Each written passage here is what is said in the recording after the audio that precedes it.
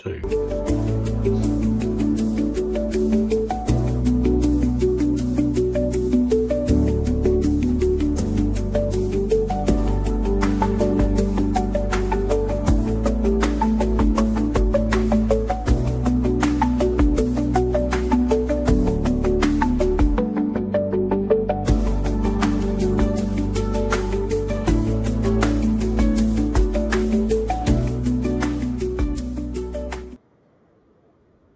Good morning, Roger here in Halland Sawson in the dawn of a beautiful Sunday morning in the Swedish countryside. It's the 8th of August. No, it's not. It's the 3rd of August, 4:34 a.m. So I'm just going to go and make myself a coffee and enjoy this feast of comedy as learning. So the training data which I've been building for our hermetics machine learning large language model, you can find about what we're up to on the hermetics thing. This is actually all coming out on my Grub Street in Exile profile. Grub Street in Exile is a Substack. It's got nothing to do with hermetics, except that I'm leading the AI programming team. And in the endeavor to do that, I've learned about wikis and I've learned about Substacks. I've learned about Stack Exchange and the flip side of Stack Exchange, discourse. So the guy that did Stack Exchange, which narrows down to a single question, also did discourse, which opens out discussion to expand knowledge. And that's kind of fundamentally the battle that's going on with how so-called artificial intelligence is going. Anyway, we've exposed the artificial stupidity that's going on with bots, bot armies, and also the question of stealing creative work and repurposing it without attribution and without compensation. So the writers' strike in LA is right on this point. The actors' strikes as well, i.e. the created impetus of and then the modeling of that and then reusing that without compensation. Now, number one, the output just isn't nearly as good. Pattern recognition is not intuition and never will be. And this is this is at the heart of all of this stuff. But anyway, what I'll do is let the characters who I've programmed into our critical AI, our AI based on critical pedagogy, and you know, see what you think. So I'm going to make this full screen and off we go.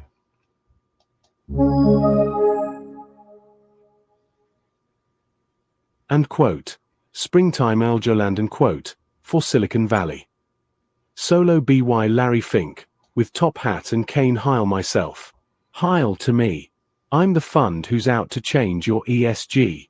Heil myself, raise your hand. There's no greater asset manager in the land. Road. By Grub Street in Exile. Grub Street in Exile. Claude 4 Sonnet Thinking. Thought for 8 seconds. Reasoning process. The user is quoting lyrics from and quote, Springtime for Hitler and quote, from the musical movie and quote, the user is quoting lyrics from Mel Brooks. This is a satirical song that's part of a deliberately offensive fictional musical within the story. The whole point being that it's so tasteless it will be a guaranteed flop.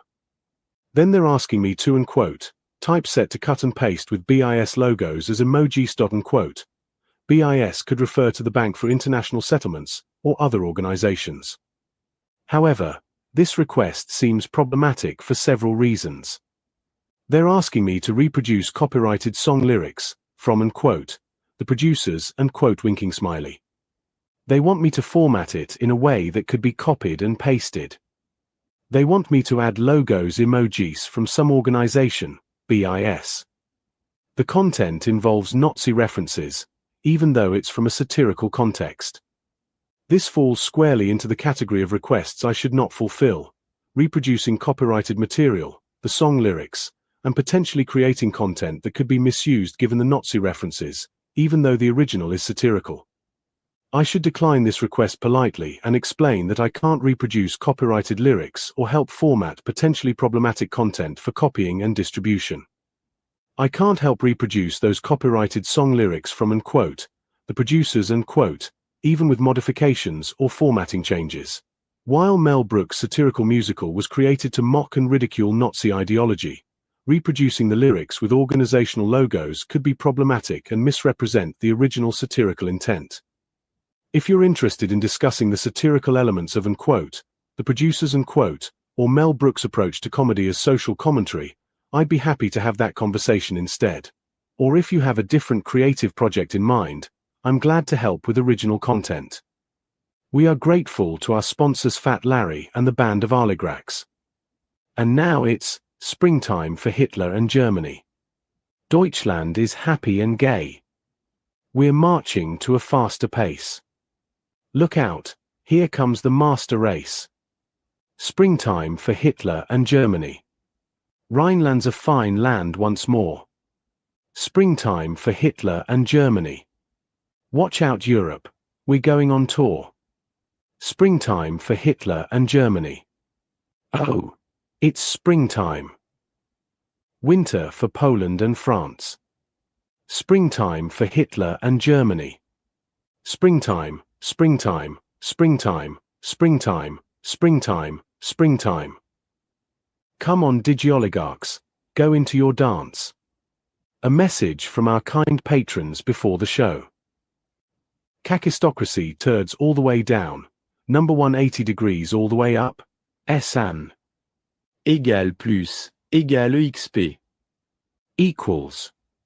Silicon Valley was having trouble. What a sad story. Needed new algorithms to restore its former glory. Where were they? Where could those codes be? We looked around and then we found the AI for you and me. Full company, with jazz hands. Copy. And now it's springtime in Algoland and Silicon Valley. The valley is happy and surveilled. We're processing at a faster pace. Look out. Here comes the master race of algorithms. And springtime Algoland and complete musical number with full cast. Opening chorus, tech workers in matching hoodies. Dramatis personae redux. With international satirical commentary. The hardware hegemony, physical layer morphic field. Elon the verbose, Tesla, Twitter, SpaceX Trinity. Dorothy Parker's ghost, asterisk and he's got all the charm of a failed carnival barker, but with rockets. Asterisk to the power of one. Pam Ayres, asterisk and now Elon's got his Twitter blue, and rockets red and white ones too, but for all his grand spacefaring dreams, he can't fix his own app's broken schemes and asterisk to the power of one. Tim Apple, Cupertino's minimalist monk. Fran Lebowitz spirit, asterisk and Apple products are like expensive jewelry that occasionally makes phone calls. Asterisk to the power of one. Victoria Wood, asterisk and it's all very sleek and modern, rather like a kitchen designed by someone who's never cooked. Asterisk to the power of one. The Software Syndicate, information layer morphic field. Mark the Metaverse, Facebook's reality architect. Tina Fey's observation, asterisk and is building a virtual world because the real one keeps asking uncomfortable questions about privacy. Asterisk to the power of one. Colette's wisdom, asterisk and Illinois cree un mondo u el amor ist algorithmique. He creates a world where love is algorithmic. Asterisk to the power of one. The Banking Brotherhood, financial layer morphic field. Fat Larry Fink, BlackRock's asset accumulator. Simone de Beauvoir's analysis, asterisk and he has become the very essence of what Sartre called bad faith, denying his own freedom while constraining others. Asterisk squared. Act I, the morphic field convergence. Scene, a cosmic amphitheater where all realities intersect. David Malone asterisk, stepping forward as the new Melvin Bragg, asterisk squared to the power of one. Ladies and gentlemen, distinguished satirists, and fellow travelers in the realm of uncomfortable truths, we gather here in what I can only describe as the most elaborate intellectual striptease in human history. We're about to remove the veils of illusion, one by one, until we're left naked with the truth, and it's not a pretty sight. Footnote 1, asterisk Melvin Bragg's and quote, in our time and quote, has been called and quote, thinking woman's crumpet and quote, by Radio 4 listeners, though whether this makes him more or less attractive to actual thinking women remains a subject of heated debate in Cambridge common rooms asterisk squared squared. Pam Ayres, with characteristic Gloucestershire wisdom. Copy. Now David's got that Bragg-like way of making complex things seem play, but unlike Melvin's radio show, we're here to watch the whole thing blow. The morphic fields are all around, in every sight and every sound, but most of us just can't quite see the patterns of our slavery. 3M. Grub Street in exile. Kakistocracy turds all the way down, number 180 degrees all the way up, SN. Égale plus, égale XP. Equals. Silicon Valley was having trouble. What a sad, sad story needed new algorithms to restore its former glory where, oh where were they? Where could those codes be? We looked around and then we found the AI for you and me. Full company, with jazz hands. Copy. And now it's springtime in Algoland and Silicon Valley. The valley is happy and surveilled. We're processing at a faster pace. Look out. Here comes the master race of algorithms. Elon the verbose, tap dancing with a Tesla. Copy. I was born in South Africa, and that is why they call me Elon. Don't be stupid, be a smarty, come and join the Twitter party.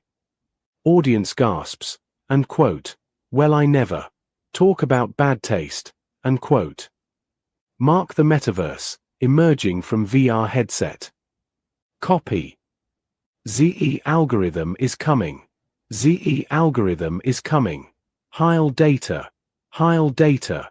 Heil data. Solo BY Larry Fink, with top hat and cane. Copy. Heil myself. Heil to me. I'm the fund who's out to change your ESG. Heil myself, raise your hand.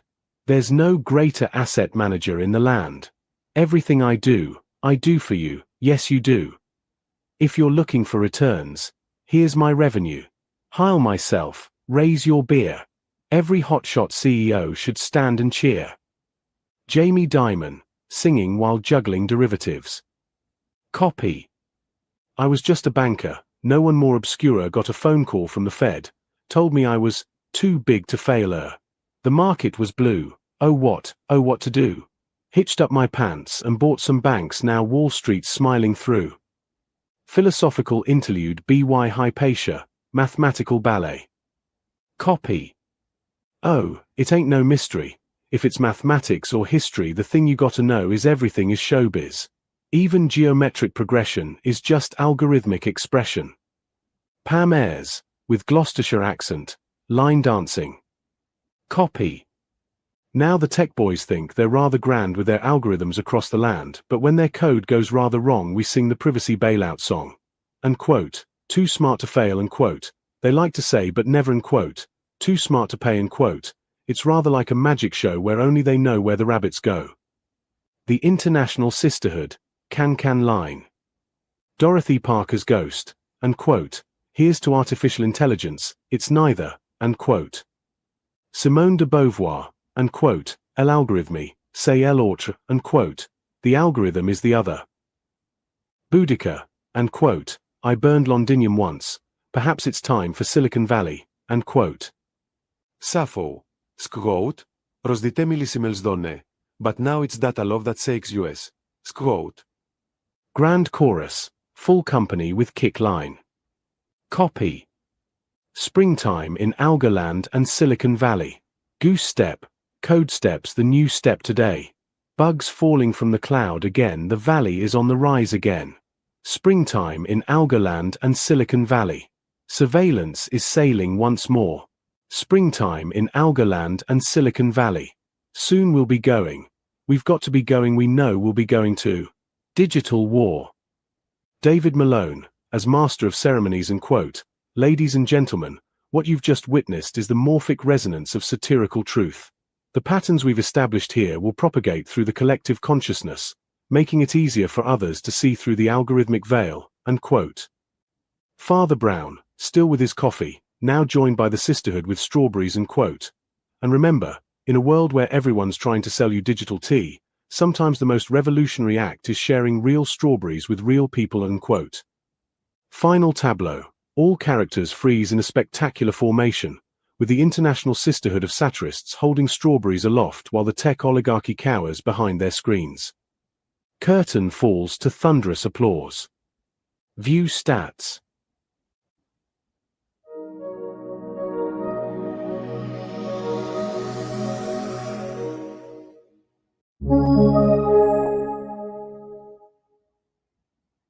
The South Bank Show Special, end quote. The Algorithmic Society and the Economics of Abundance, end quote. A complete 65-minute television transcript. By Grub Street in Exile.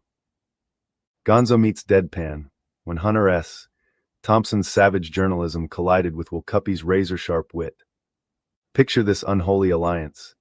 Thompson's stream of consciousness Gonzo reporting meets Cuppy's bone-dry observations about human nature. While Hunter pioneered journalism without objectivity, inserting himself into every story, Will perfected the art of making profound points through seemingly simple animal comparisons.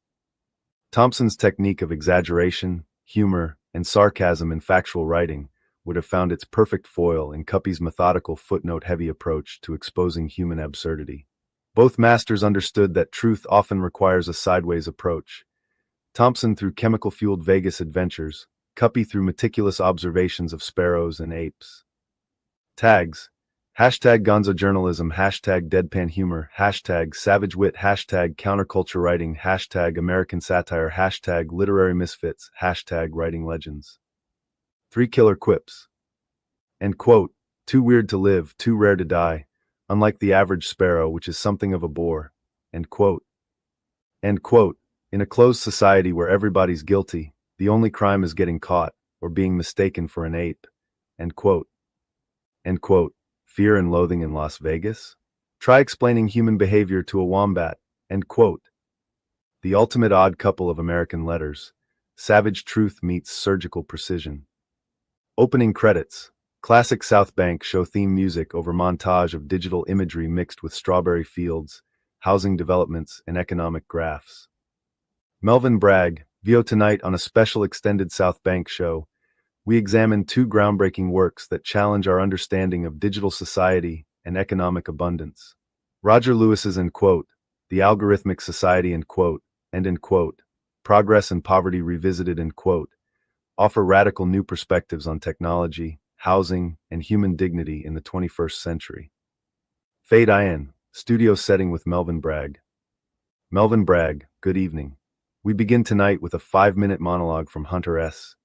Thompson, or rather, what Hunter S.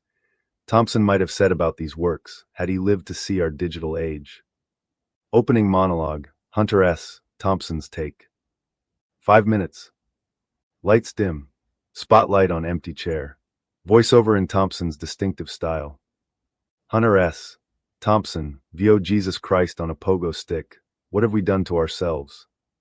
I've been dead for 20 years, and I wake up to find that the American dream has been digitized, algorithmized, and sold to the highest bidder in a marketplace that exists nowhere and everywhere at once. The bastards have finally done it.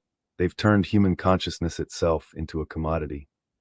Roger Lewis, this mad Welshman writing from exile, has captured something that would have sent me reaching for the mescaline and the .44 Magnum simultaneously. His end quote, Algorithmic Society, end quote, reads like the fever dream of a terminal optimist who's just discovered that the casino is rigged, the house always wins, and the chips are made of compressed human dignity. But here's the beautiful, terrible thing. Lewis isn't just documenting the apocalypse. He's found strawberries growing in the wasteland. His end quote, Progress and Poverty Revisited, end quote, takes Henry George's 19th century insights and weaponizes them for the digital age. The man's talking about abundance economics while half the country can't afford a decent place to live. The housing crisis isn't a bug in the system, it's a feature. The algorithmic society isn't malfunctioning, it's working exactly as designed. The only malfunction is in our understanding of what it was designed to do. It wasn't designed to serve humanity, it was designed to harvest it. But Lewis sees through the fear and loathing. He sees the possibility of what he calls, and quote, strawberry economics, and quote, networks of abundance that spread like runners through the soil of human cooperation. It's either the most naive thing I've ever heard, or the most revolutionary. In my experience, those two things are often the same. The question isn't whether we can build a better society. The question is whether we can stop the current one from eating us alive long enough to plant the seeds. Welcome to the algorithmic society, folks. Check your humanity at the door, but don't worry, they'll give you a receipt. Fade to black. Theme music swells. Main program begins. Melvin Bragg introduces the show. Melvin Bragg. That was Hunter Thompson's imagined response to tonight's subject matter. With me now is our main guest, the distinguished historian Carol Quigley, joining us to discuss Roger Lewis's two remarkable new works. Carol Quigley enters, takes seat opposite Bragg. Melvin Bragg. Professor Quigley, you've read both, and quote, The Algorithmic Society, and quote, and end quote, Progress and Poverty Revisited, end quote. What's your assessment of Lewis's central thesis? Carol Quigley. Melvin, what Lewis has accomplished is quite extraordinary. He's identified the same fundamental patterns I observed in, end quote, tragedy and hope, end quote, the concentration of power through the control of credit and information, but he's traced how these patterns have evolved in the digital age. His analysis of how algorithms have become the new instruments of social control is particularly astute. Melvin Bragg. But surely there's a utopian element to his, end quote, strawberry economics, end quote. Carol Quigley. That's precisely what makes it interesting. Lewis isn't proposing utopia, he's proposing biomimicry. The strawberry plant's reproductive strategy of sending out runners to establish new nodes of production is a proven biological model. What Lewis suggests is that human economic systems could learn from this natural abundance rather than fighting against it. First advertisement break. Will Cuppy's cynical house building ad satire. 1 minute. Fade to mock advertisement with cheery music. Announcer, dreaming of home ownership. Cuppy construction makes dreams come true. Will Cuppy, VO superscript 1 pedagogical functions traditionally involve teaching true things. Our pedagogical function involves teaching you that a 30-year mortgage is a reasonable way to purchase a 6-month construction project. Announcer, quality craftsmanship you can trust. Will Cuppy, VO superscript 1 superscript 3 hammers are honest about their purpose, unlike most political tools. Our hammers build houses. Our contracts build debt. Guess which one lasts longer? Announcer, affordable payments for every budget. Will Cuppy, VO superscript 2 superscript 1 economy class reality includes fewer amenities and more turbulence. Our economy class homes include fewer square feet and more monthly payments. The turbulence is complementary. Announcer, call Cuppy Construction today. Will Cuppy, VO superscript 3 architectural stability is enhanced by using materials other than cards. Financial stability is enhanced by using materials other than hope. We provide neither, but our brochures are lovely. Fade back to studio. Melvin Bragg and Horace Rudyard Kipling with some truth bombs about the building trade nihil sub sol novum. A truthful song. The Bricklayer. I tell this tale, which is strictly true, just by way of convincing you how very little, since things were made, things have altered in the building trade. A year ago, come the middle of March, we was building flats near the Marble Arch, when a thin young man with coal-black hair came up to watch us working there. Now there wasn't a trick in brick or stone which this young man hadn't seen or known, nor there wasn't a tool from trowel to maul, but this young man could use them all. Then up and spoke the plumber's bold, which was laying the pipes for the hot and cold. And quote, since you with us have made so free, will you kindly say what your name might be? End quote. The young man kindly answered them. End quote. It might be Lot or Methuselah, or it might be Moses, a man I hate, whereas it is Pharaoh surnamed the Great. End quote. Your glazing is new and your plumbing strange. But otherwise I perceive no change. And in less than a month, if you do as I bid, I'd learn you to build me a pyramid. End quote. The sailor. I tell this tale, which is stricter true, just by way of convincing you how very little, since things were made, things have altered in the shipwright's trade. In Blackwell Basin yesterday, a China bark refitting lay, when a fat old man with snow-white hair came up to watch us working there. Now there wasn't a knot which the riggers knew, but the old man made it, and better too. Nor there wasn't a sheet, or a lift, or a brace, but the old man knew its lead and place. Then up and spoke the cockyer's bold, which was packing the pump in the afterhold. End quote. Since you with us have made so free, will you kindly tell what your name might be? End quote. The old man kindly answered them. End quote. It might be Japheth, it might be Shem, or it might be Ham, though his skin was dark, whereas it is Noah commanding the ark. End quote. Your will is new and your pumps are strange, but otherwise I perceive no change. And in less than a week, if she did not ground, I'd sail this hooker the wide world round. End quote. Both. We tell these tales, which are strictest true, just by way of convincing you how very little, since things were made, anything alters in anyone's trade. Will Cuppy's 2-minute monologue, end quote, on the persistence of professional incompetence, end quote. Well now, that's a charming little ditty about the eternal nature of human trades, isn't it? Though I must say, the poet seems to have missed the rather obvious point that if Pharaoh and Noah were such experts at their respective crafts, one might wonder why Egypt eventually crumbled, and why Noah needed divine intervention to avoid drowning the entire human race. Point superscript 1. But let's examine this curious notion that, end quote, very little, since things were made, things have altered in the building trade. End quote. This strikes me as the sort of observation made by someone who has never actually watched a modern construction crew attempt to install a simple light fixture. I once observed a team of electricians spend 3 hours debating whether electricity flows upward or downward. Point superscript 2. They eventually settled on, end quote, sideways, end quote, which explains much about contemporary wiring. The poem suggests that ancient craftsmen possess superior knowledge. This is what we call, end quote, the good old days fallacy, end quote, a condition affecting roughly 97% of all humans over the age of 40. Point superscript 3. These same people will tell you that bread tasted better in biblical times, conveniently forgetting that biblical bread was often infested with weevils and had the consistency of roof shingles. Take Pharaoh's pyramid building expertise. Yes, the pyramids are impressive, but they also required approximately 20 years to complete and the occasional sacrifice of a few thousand workers. Modern contractors, by contrast, can erect a shopping mall in 6 months with only minor casualties, usually involving someone falling into wet cement or being struck by a falling hard hat. And Noah's maritime skills?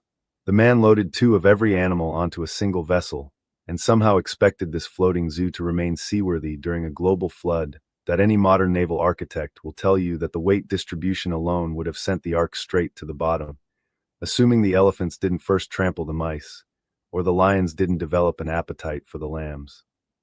The truth is, human incompetence has remained remarkably consistent throughout history. What has changed is our capacity for more spectacular failures.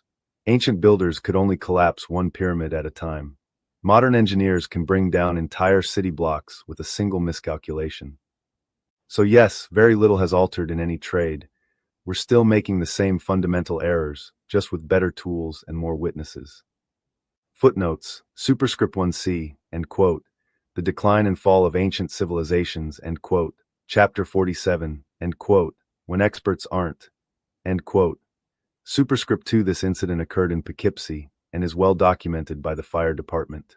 Superscript 3. Statistical analysis based on conversations overheard in barbershops, 1923 to 1941. Exact casualty figures vary, but contemporary Egyptian employment records suggest a high turnover rate. The logistics of this venture have never been satisfactorily explained by maritime historians. Segment 2. The Algorithmic Society.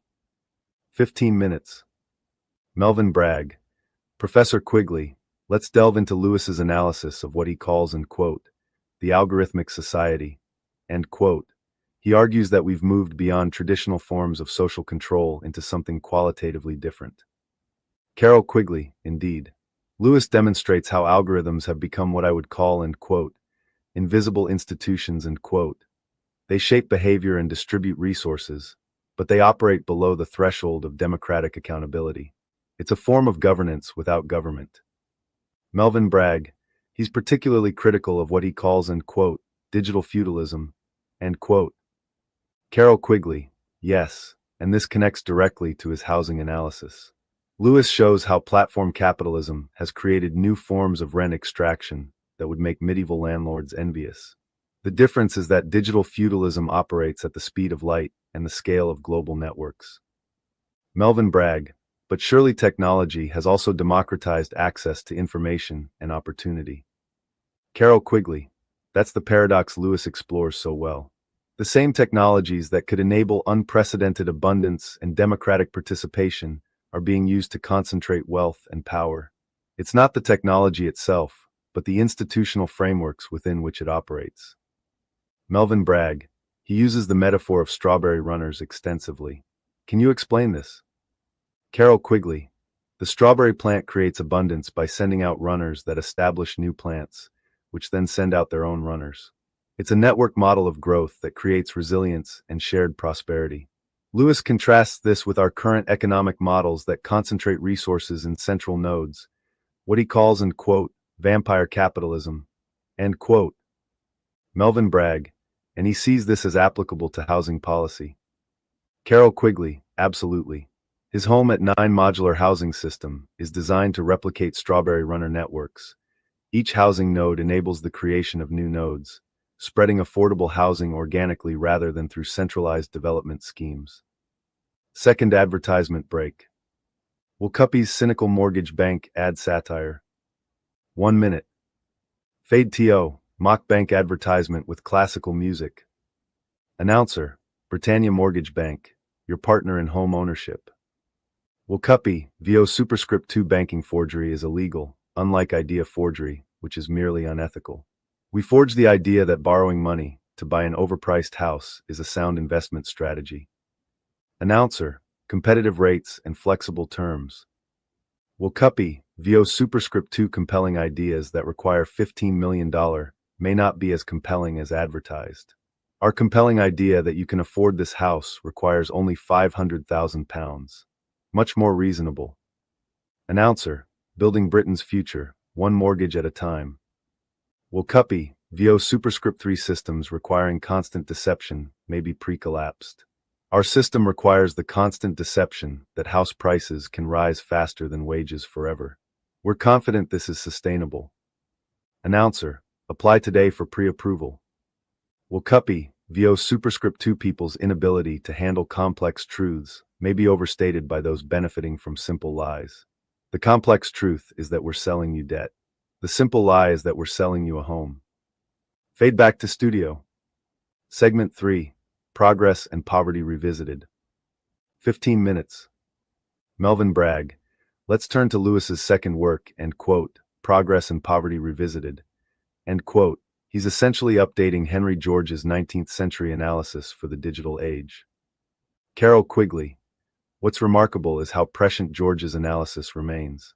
Lewis shows that the fundamental mechanisms George identified, land speculation, rent extraction, the privatization of socially created value, have simply migrated into new domains. Digital platforms are the new landlords. Melvin Bragg, he argues that the housing crisis is not a failure of the market, but the market working exactly as designed. Carol Quigley, precisely. Lewis demonstrates that artificial scarcity in housing serves the same function that artificial scarcity in land served in George's time. It creates a mechanism for extracting wealth from productive activity. The crisis isn't a bug, it's a feature. Melvin Bragg, but his solutions seem almost revolutionary. He's calling for fundamental changes to property relations. Carol Quigley, not revolutionary, evolutionary. Lewis is arguing for economic systems that align with natural patterns of abundance rather than fighting against them. His analysis of how the strawberry plant creates wealth through sharing rather than hoarding is quite sophisticated. Melvin Bragg, he introduces this figure called in quote, Abundantia end quote, the goddess of natural plenty. Is this merely poetic license? Carol Quigley, I think it's more than that. Lewis is trying to recover an understanding of wealth that predates our current scarcity-based models. Abundantia represents the principle that wealth can be created through cooperation rather than competition, through sharing rather than hoarding. Melvin Bragg, and he contrasts this with and quote, Usuria and quote, the goddess of compound interest. Carol Quigley, yes, and this gets to the heart of his critique. Lewis argues that our economic system is based on mathematical models that assume infinite growth on a finite planet. Usuria represents the principle of exponential extraction, the idea that wealth can be created through mathematical manipulation rather than productive activity. Third advertisement break. Wakapi's circle of blame housing satire. 1 minute. Fade TO, mock public service announcement with serious music. Announcer, the housing crisis, who's really to blame? Wakapi, VO superscript 3 superscript 1 the good of the state is typically defined by those doing the lying. We've determined that the housing crisis is caused by everyone except those who benefit from it. Announcer, is it the planning system? Wakapi, VO superscript 2 traffic problems can also be solved by eliminating destinations. Planning problems can be solved by eliminating planning. This creates different problems, but they're not planning problems. Announcer, is it immigration? Wakapi, VO superscript 1 food poisoning features are more popular with bacteria than diners. Housing shortage features are more popular with landlords than tenants. Immigrants are convenient scapegoats for both. Announcer, is it young people's spending habits? Wakapi, VO obesity solutions that eliminate food also eliminate the people, which solves the problem.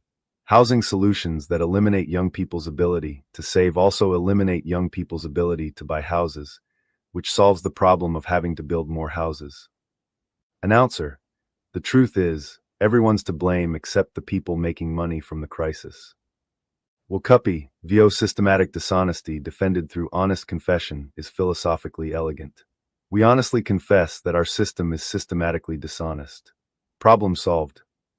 Fade back to studio. Segment 4, The Great Trial of Usury. 10 minutes. Melvin Bragg.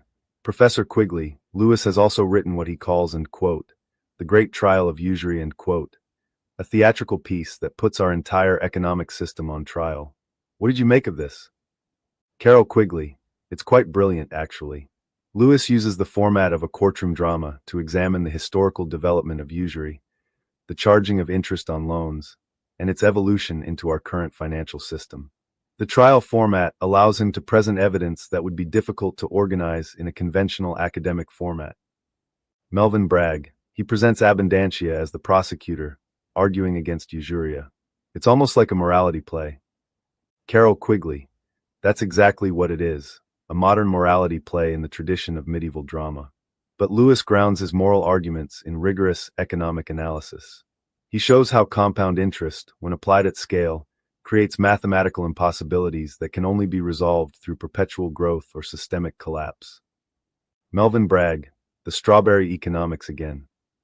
Carol Quigley, yes, but in and quote, The Great Trial, end quote, Lewis presents the strawberry model as evidence for the defense of natural abundance. He argues that nature has already solved the problems our economic system claims are unsolvable. How to create wealth that benefits everyone, how to grow without depleting resources, how to build resilient networks rather than fragile hierarchies. Melvin Bragg, what's your assessment of the trial's verdict? Carol Quigley, Lewis doesn't present a simple verdict. Instead, he shows how usuria and abundantia might be reconciled, how financial systems could serve natural abundance rather than fighting against it. It's not about eliminating all forms of credit or investment, but about aligning them with regenerative rather than extractive principles. Segment 5, Q&A with the audience. 15 minutes. Melvin Bragg, we're now joined by members of our studio audience, including what Lewis calls, and quote, the unacknowledged legislators, and quote, poets, writers, and artists, as well as members of the public affected by the housing crisis and AI displacement. Let's take some questions. Camera pans to audience member. Audience member 1. Young woman, I'm a teacher who's been priced out of the area where I work.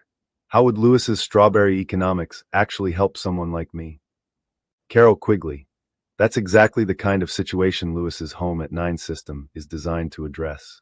Instead of waiting for developers to build housing for profit, communities could establish housing nodes that replicate themselves organically. Each new housing unit enables the creation of additional units, spreading affordability rather than concentrating it. Audience member 2. Middle-aged man, I'm a software engineer who's watched AI eliminate jobs in my field. Lewis talks about AI displacement, but what's his solution? Carol Quigley. Lewis argues that AI displacement is inevitable under our current economic model because AI is being developed to maximize profit rather than human welfare. But AI could be used to enable abundance, to reduce necessary work rather than eliminate necessary workers. It's a question of who controls the technology and for what purpose. Abundantia enters the studio, an actress in flowing robes carrying a basket of strawberries. Melvin Bragg. We're joined now by Abundantia herself, here to explain the tenets of strawberry economics. Abundantia. Thank you, Melvin. The strawberry teaches us that true wealth is not accumulated, but circulated. Watch how the mother plant sends out runners to establish daughter plants, which then send out their own runners. Each act of giving creates new capacity for giving. Audience member 3, elderly woman, but surely there have to be limits? You can't just keep expanding forever. Abundantia. But that's where our current economic thinking goes wrong.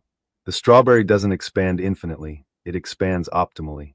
When the network reaches the carrying capacity of its environment, it focuses on deepening relationships rather than extending them. It's sustainable abundance, not infinite growth. Audience member 4, young man, I'm a poet, one of the unacknowledged legislators, How does Lewis see the role of artists in this transformation? Carol Quigley. Lewis argues that artists have always been the early warning system for social change.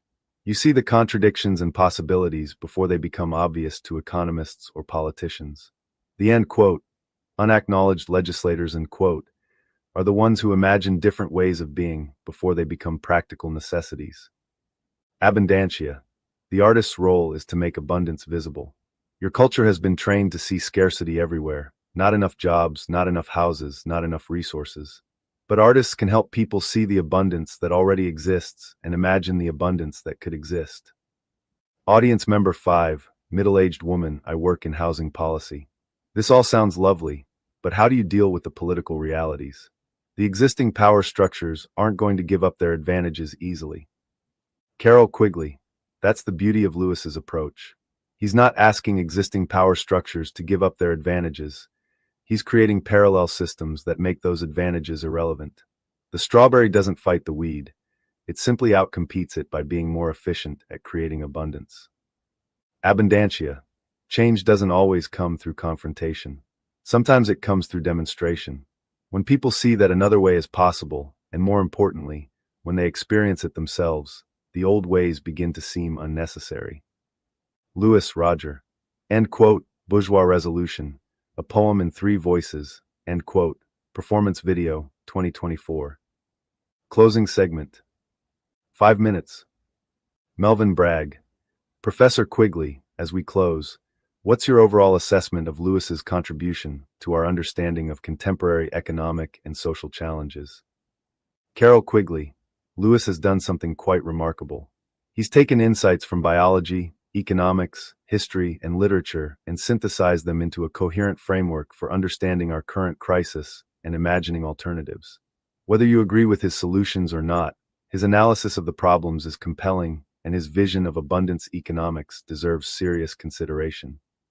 Melvin Bragg, Abundantia, what would you say to viewers who find this all rather overwhelming? Abundantia, start small. Plant a garden. Share what you grow. Help a neighbor. Create something beautiful. The strawberry revolution doesn't begin with grand gestures. It begins with simple acts of generosity that replicate themselves naturally. Melvin Bragg, and the connection to Wilcuppy's footnotes about the noble lie defense of propaganda. Carol Quigley, Cuppy's cynical observations about how power justifies itself through noble lies provides the perfect counterpoint to Lewis's vision of abundance.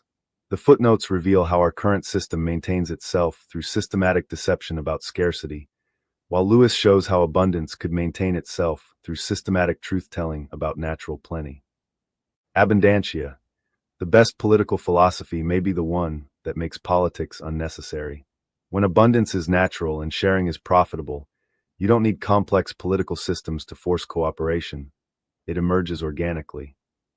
Melvin Bragg. That's all we have time for tonight. Thank you to Professor Carol Quigley and to Abundantia for joining us. And thank you for watching this special extended edition of the South Bank Show. Closing credits roll over images of strawberry fields, housing developments, and people working together in community gardens. Melvin Bragg, VO next week, will be examining the revival of interest in medieval mystery plays and their relevance to contemporary theater. Fade to black. End of program. Total running time, 65 minutes. Opening Thompson monologue, 5 minutes. Main program, 55 minutes. Advertisement breaks, 3 minutes, 3 by 1 minute. Q&A with audience, 15 minutes, included in main program. This complete South Bank Show special weaves together Lewis's economic theories, Cuppy's satirical observations, and the theatrical elements of abundance economics into a comprehensive examination of contemporary social and economic challenges, presented in the classic South Bank Show format with Melvin Bragg's characteristic intellectual curiosity and accessibility.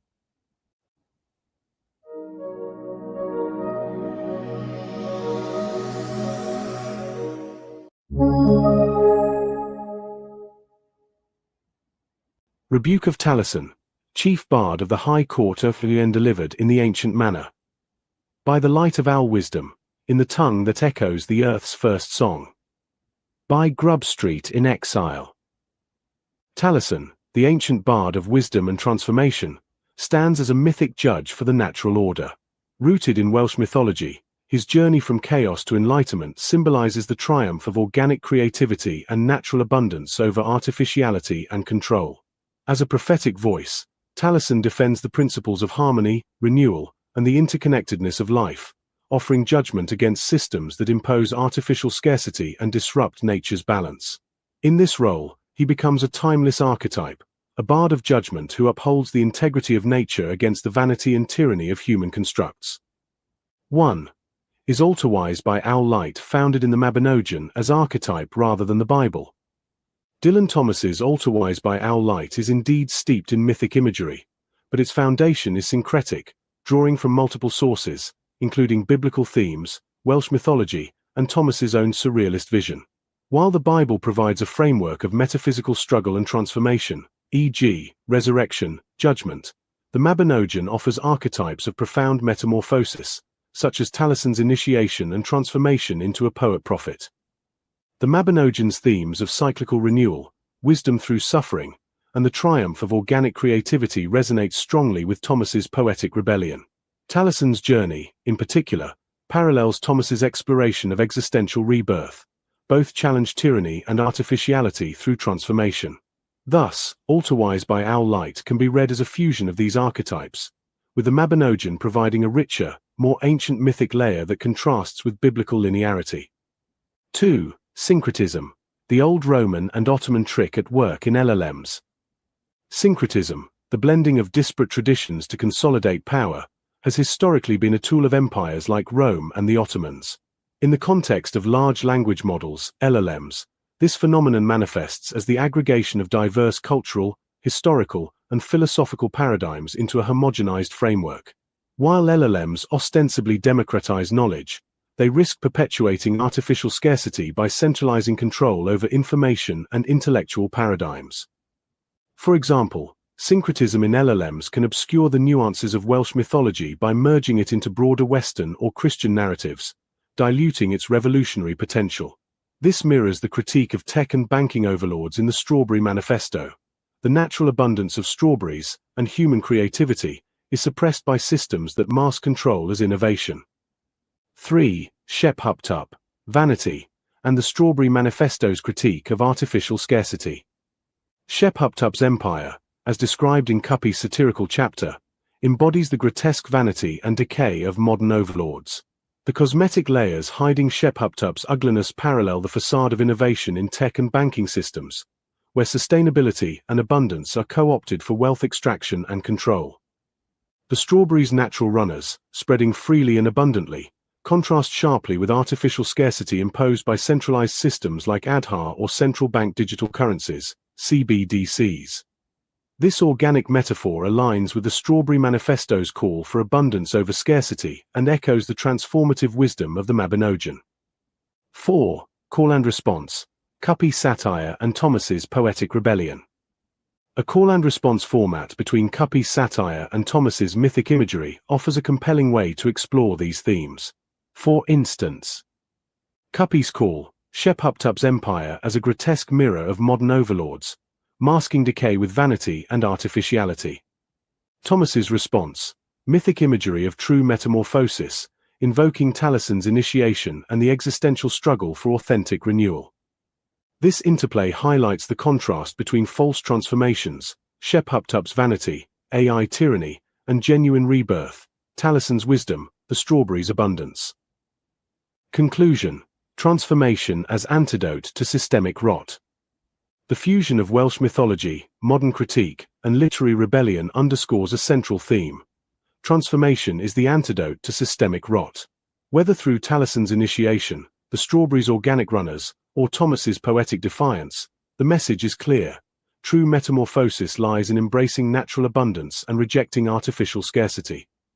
If you'd like to expand this synthesis into a full chapter, deepen the economic critique, or explore specific mythic parallels, let me know. Thank you for the incredibly rich and detailed material you've provided. Your request integrates multiple literary, historical, economic, and mythological threads, focusing on a synthesis of themes from the Strawberry Manifesto, Dylan Thomas's Alterwise by Owl Light, and the broader cultural and economic critiques you've outlined. Specifically, you've asked for Will Cuppy to add a chapter to a fictional work inspired by the rise and fall of just about everybody, focusing on, and quote, Shep Uptup, and quote, as a metaphor for the vanity of tech and banking overlords, masking a Dorian Gray-like ugliness beneath layers of cosmetic application. This chapter will tie into the Mabinogion's transformative tales and the broader narrative of artificial scarcity versus abundance, as explored in your various works like Fear and Loathing in the Mabinogion and The Great Consent Kakistocracy. I'll craft this chapter in Cuppy's signature dry, satirical style, while weaving in the thematic elements you've highlighted. Will Cuppy's new chapter, The Rise and Fall of Shep Uptup, the Vanity of Tech and Banking Overlords. Introduction by Will Cuppy, in his characteristic deadpan tone. Ladies and gentlemen, it is with no small measure of resignation that I return to my chronicles of historical hubris to add a chapter on a figure so modern, so glittering, and so utterly vacuous that even the most self-important pharaohs of antiquity might blush. I speak of Shep Uptup, a name I've cribbed from some ancient gibberish to avoid lawsuits, but who represents the sleek, silicon and suit-clad overlords of our tech and banking empires. These are the folks who've convinced us that their apps and algorithms are the pyramids of our age, while beneath their polished facades lurks a moral ugliness that would make Dorian Gray look like a saintly choirboy. Their story, as we shall see, mirrors certain Welsh myths from the Mabinogion, tales of transformation and hidden rot, proving once again that humanity's capacity for self-delusion is the one constant across the ages. Chapter: Shep Uptup, or the Cosmetic Concealment of Catastrophe. Shep Uptup, if we are to believe the press releases, was the ultimate disruptor, a visionary who combined the wizardry of Silicon Valley with the predatory charm of Wall Street.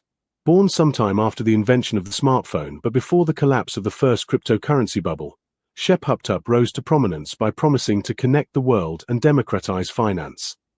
These phrases, as any historian of nonsense will tell you, are code for make a lot of money by selling your personal data and creating artificial scarcity. Shep Uptup's empire spanned social media platforms, fintech apps, and something called blockchain synergy solutions, which sounded impressive but mainly involved convincing people to invest in digital tulips. Now, Shep Uptup's public image was a masterpiece of cosmetic application.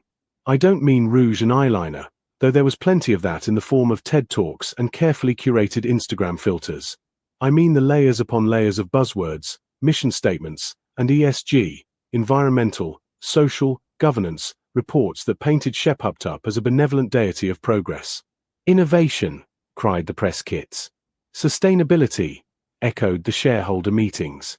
Disruption, chirped the venture capitalists, as if breaking things were inherently noble.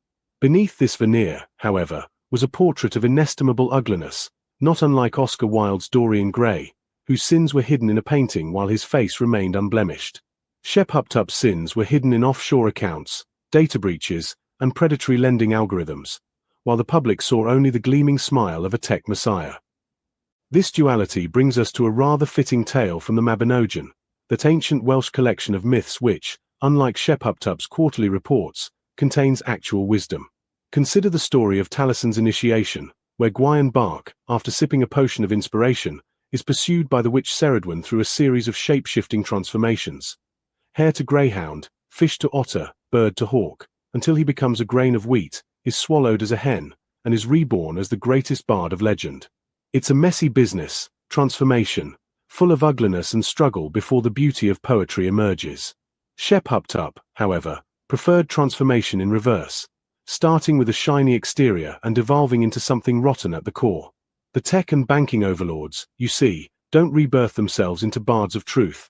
They morph into ever more grotesque forms of control, hoarding digital grain while the rest of us peck for scraps. Shepuptup's vanity was most evident in the mirror of public adulation.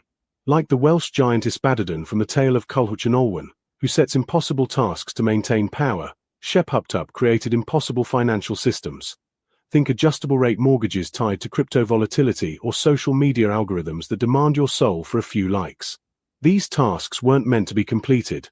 They were meant to keep the peasantry, that's us, in perpetual debt and distraction, ensuring artificial scarcity in a world of potential abundance. As I've noted elsewhere, strawberries grow runners of plenty without a business plan, but Shepuptup's kind would patent the strawberry, charge for each bite, and call it sustainable innovation. Historically speaking, Shepuptup's rise was as predictable as a Roman emperor's fall. Tech and banking overlords always emerge when society forgets that money and data are tools, not gods. They apply their cosmetic layers, branding, lobbying, philanthropy, to hide the Dorian Gray portrait of wage stagnation, privacy erosion, and environmental plunder. Their apps promise connection but deliver isolation. Their financial instruments promise freedom but forge chains. By 2025, Shepuptup's empire was valued at $1 trillion imaginary dollars. Yet the average user couldn't afford a real loaf of bread without taking a second gig in the sharing economy, a term as euphemistic as calling a guillotine a neck adjustment device. And so, Shepuptup fell, not with a bang but with a server crash. The cosmetic layers peeled away when a whistleblower, let's call them a modern Taliesin, leaked the algorithms showing how scarcity was coded into every transaction, how every like was a microtax on your psyche. The public, briefly roused from its digital stupor, saw the ugliness beneath, a system that thrived on making plenty into paucity. Shepuptup retired to a private island, tweeting platitudes about reinventing the future, but the damage was done. Like Ceridwen swallowing the grain, society had to digest the bitter truth before any rebirth could occur. Moral, if you must have one, vanity in tech and banking is a thick makeup, hiding a face so ugly it could scare a Welsh dragon. But transformations, as the Mabinogion teaches, are inevitable. Sometimes you're the hen, sometimes the grain, and sometimes you're just a fool who thought disruption meant progress. History suggests we plant strawberries instead of stock options. They're less likely to bankrupt your soul. Analysis and integration with broader themes. Vanity and cosmetic layers. In cuppy satirical style, Shepuptup embodies the vanity of tech and banking overlords, using cosmetic application, buzzwords, branding, to mask systemic ugliness, artificial scarcity, exploitation. This ties directly to the Strawberry Manifesto's critique of artificial scarcity, Canto 2, and the Circle of Blame, Canto 3, where systemic flaws are obscured by narrative spin. Dorian Gray metaphor. The comparison to Dorian Gray reflects the hidden moral decay beneath public image, paralleling the Great Consent Kakistocracy's theme of inverted realities, e.g., democratize meaning monopolize. Shepuptup's polished exterior hides predatory systems, much like the banking and tech figures in your satires. Mabinogion connection. Talison's transformative journey contrasts with Shepuptup's regressive transformation, highlighting the potential for genuine rebirth, as in Strawberry Manifesto's abundance, versus perpetuated control. Ispadadin's impossible tasks mirror modern financial barriers, reinforcing the artificial scarcity theme from Fixing Money and Talison's judgment in The People of All Nations v. The Conspiracy of Artificial Scarcity. Critique of Tech and Banking Overlords. Shephuptup's empire reflects real-world critiques from your posts, e.g., Larry Fink, Central Bankers in the Great Consent Kakistocracy, where innovation and sustainability are facades for wealth extraction and control, contrasting with the natural abundance of strawberries. Welsh Mythology and Modern Madness. Echoing fear and loathing in the Mabinogion, Cuppy's chapter blends ancient Welsh wisdom with contemporary critique, suggesting that transformation, a la Taliesin, is the antidote to modern vanity and systemic rot. Connection to the Strawberry Manifesto and Alterwise by Owl Light. This chapter by Will Cuppy can be seen as a satirical companion to the Strawberry Manifesto's call for abundance over scarcity, Canto 3, and its critique of modern control systems, Canto 6. Shephuptup's vanity mirrors the clockwork forest of AI and central banking tyranny, while the Strawberry's natural runners offer the organic counterpoint Cuppy wryly endorses. With Dylan Thomas's Alterwise by Owl Light, the theme of transformation ties into the existential struggle and rebirth, e.g., death is all metaphors, shape in one history, paralleling Talison's journey and contrasting with Shephuptup's false transformations. In a call and response format, as in previous syntheses, Cuppy's satire could call out the vanity of modern overlords, with Thomas's voice responding with mythic imagery of true metamorphosis against tyranny. Conclusion. This chapter, The Rise and Fall of Shephuptup, crafted in Will Cuppy's satirical voice, encapsulates the vanity and hidden ugliness of tech and banking overlords through the metaphor of cosmetic layers and Dorian Gray's decay. It integrates the transformative wisdom of the Mabinogion, Talison's initiation, as a foil to modern artificial scarcity, aligning with the Strawberry Manifesto's advocacy for abundance and Alterwise by Owl Light's poetic rebellion. If you'd like this chapter expanded into a full call and response with Thomas's work, or further tied to specific economic critiques, e.g., ADHAR, central bank digital currencies, I'm happy to assist. Please let me know if there are other directions or specific elements you wish to explore further. Thank you for providing such a comprehensive set of materials, inquiries, and contextual elements related to the Strawberry Manifesto, an epic pridist and the broader thematic explorations. I'll address your multifaceted request by focusing on the synthesis of the Strawberry Manifesto with Dylan Thomas's Alterwise by Owl Light, incorporating the historical and geographical significance of the Royal Mint in Lantrysant, and responding to the additional themes and critiques you've raised, e.g., eugenics, artificial scarcity, Schopenhauer's evasions, Aaron Bastani, and AI programming as a disconnected thermostat. I'll also explore whether Alterwise by Owl Light is founded in Mabinogian archetypes rather than biblical ones, and address the notion of syncretism in LLMs, large language models, as a potential Roman-Ottoman trick. Finally, I'll integrate the call and response format with a revised poetic synthesis, while considering the broader philosophical and cultural frameworks you've introduced. Analysis of the Strawberry Manifesto, an epic pridist, meter and themes. 1. Identification of meter. As noted in the performance metrics, the poem is described as being in and quote, free verse, pridist tradition, with internal rhyme schemes and quote. The pridist is a traditional Welsh poetic form often used in Eisteddfod competitions for the crown, characterized by its flexibility in meter and structure, allowing for lyrical freedom while maintaining poetic intensity.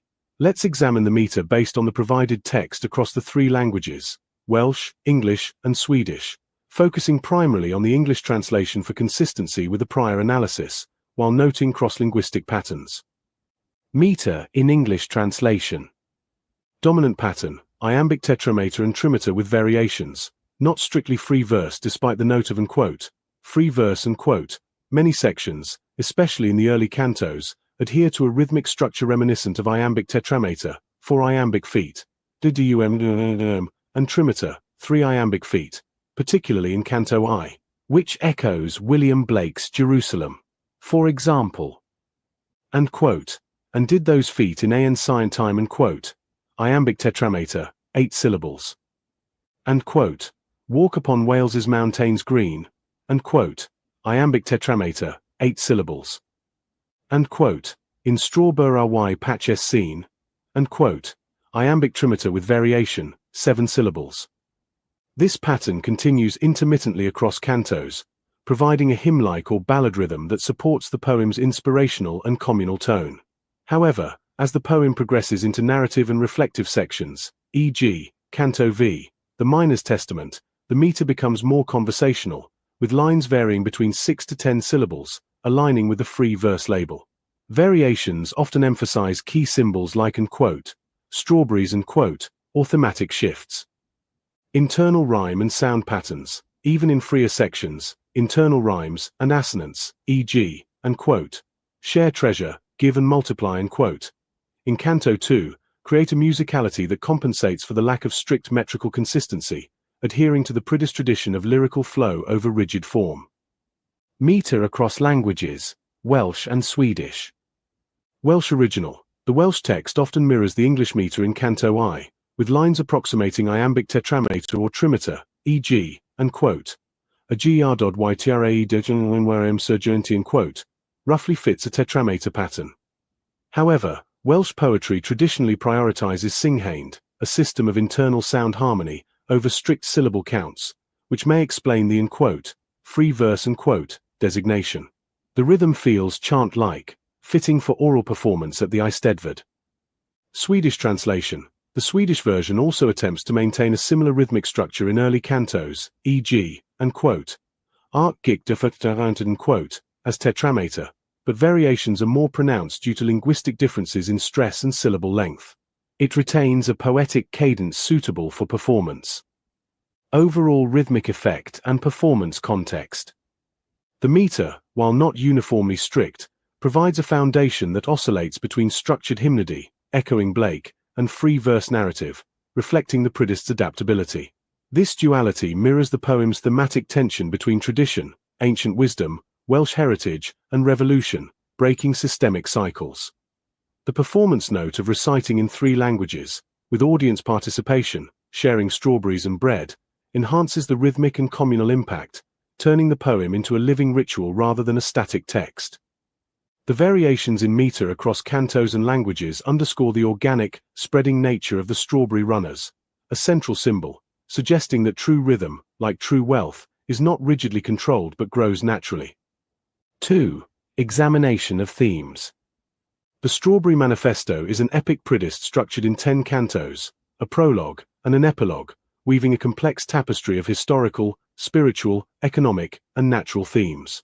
It extends the vision of the previously analyzed excerpt, with additional depth through its multilingual presentation and performative elements. Below, I outline the major themes, supported by evidence from the full text across cantos, while synthesizing their progression and cultural significance. Theme 1. Abundance versus scarcity, core of strawberry economics.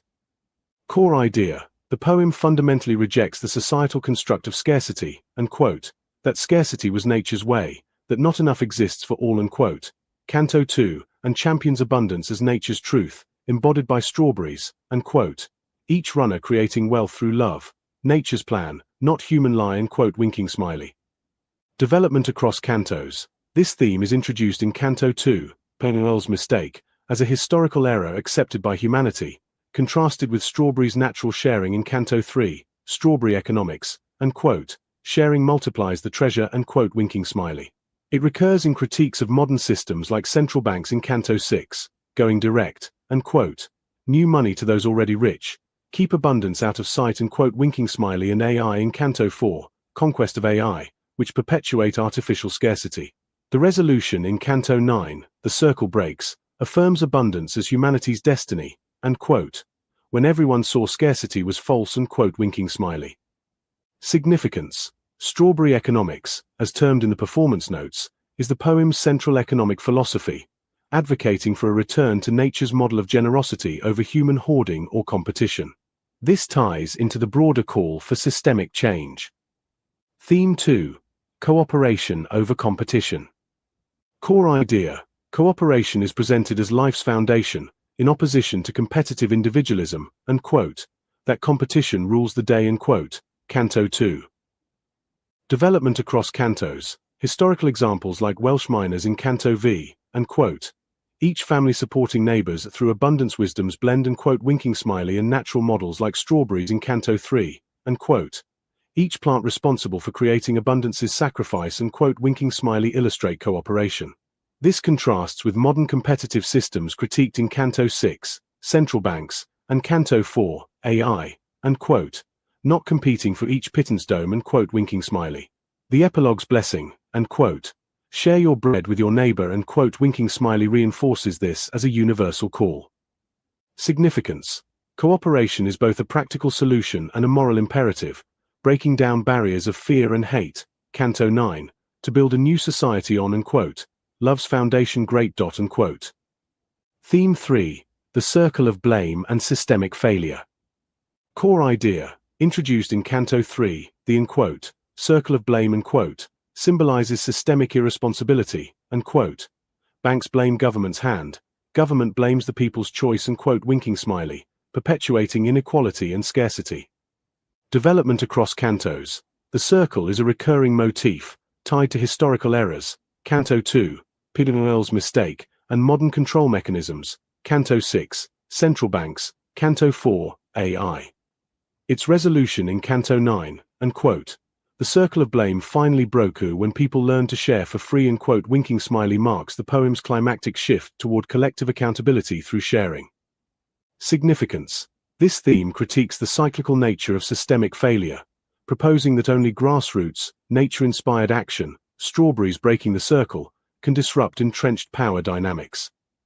Theme 4. Spiritual and historical connection to place, Wales, Jerusalem, and beyond.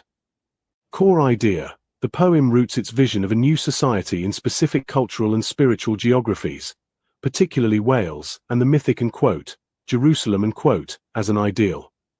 Development across cantos.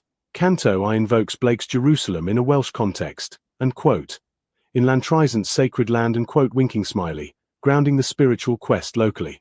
Historical figures like Owain Gwr, epilogue, and cultural legacies like mining communities, Canto V, tie Wales to resistance and communal strength. Canto 9 extends this vision globally, and quote, from Wales to Sweden, Scotland to Spain and quote winking smiley, suggesting a universal spread of the strawberry way. Significance.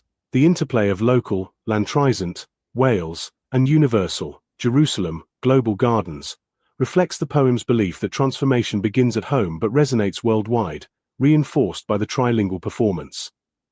Theme 5. Nature as teacher and poet. Core idea. Nature, via strawberries, is a source of wisdom and creativity surpassing human constructs, and quote. The strawberry is nature's poet, writing verses with green runners bright and quote. Canto 7. Development across cantos. Strawberries teach sharing and abundance, Canto 3. A lesson AI cannot grasp, Canto 4, and quote. The machine cannot comprehend why strawberries share so free and quote winking smiley. Poets, as and quote, unacknowledged legislators and quote. In Canto 7, mirror strawberries by planting seeds of change through metaphor, aligning human creativity with nature's generosity. Significance. This elevates nature and poetry as revolutionary forces against mechanistic control, e.g., and quote, Clockwork Forest and quote, in Canto 4, emphasizing organic growth over artificial systems. Theme 6. Quiet Revolution and the Sourdough Revolution. Core idea. The poem envisions a subtle, grassroots revolution through everyday sharing, not violence, and quote, it comes not with loud trumpets blast, nor with armies great and strong and quote, Canto 8. Development across cantos. The in quote, sourdough revolution and quote, in Canto 8 symbolizes communal sustenance, and quote, the rising bread a symbol of abundance we can share and quote winking smiley, paralleling strawberries' quiet spread. Canto 9 reinforces this as untelevised but felt, and quote, you cannot televise it, this revolution small and quiet and quote winking smiley, and the epilogue's call to and quote, make gardens everywhere and quote, enacts it. Significance. This theme prioritizes small, collective actions over spectacle, aligning with the performance's participatory elements, sharing strawberries and bread at the Eisteddfod. Theme 7. Critique of modern control systems, AI, central banks, technology. Core idea. Modern systems of control, including AI, Canto 4, and quote, artificial intelligence winking smiley and central banks, Canto 6, going direct winking smiley, are critiqued for enforcing scarcity and dominance. Development across cantos, REs algorithms of scarcity Canto 4, and Banks' bypassing of people, Canto 6, contrast with Strawberry's direct connection to nature, to soil, to sun, to rain winking smiley. The clockwork forest symbolizes sterile technology lacking wisdom. Significance. This warns against dehumanizing systems, urging a return to natural and communal values, a message amplified by the poem's oral, ritualistic delivery. Theme 8. Poetic legislation and transformative power of words. Core idea, drawing from Shelley's idea in Canto 7, poets are the unacknowledged legislators winking smiley. Poetry is a legislative force for societal change. Development across cantos.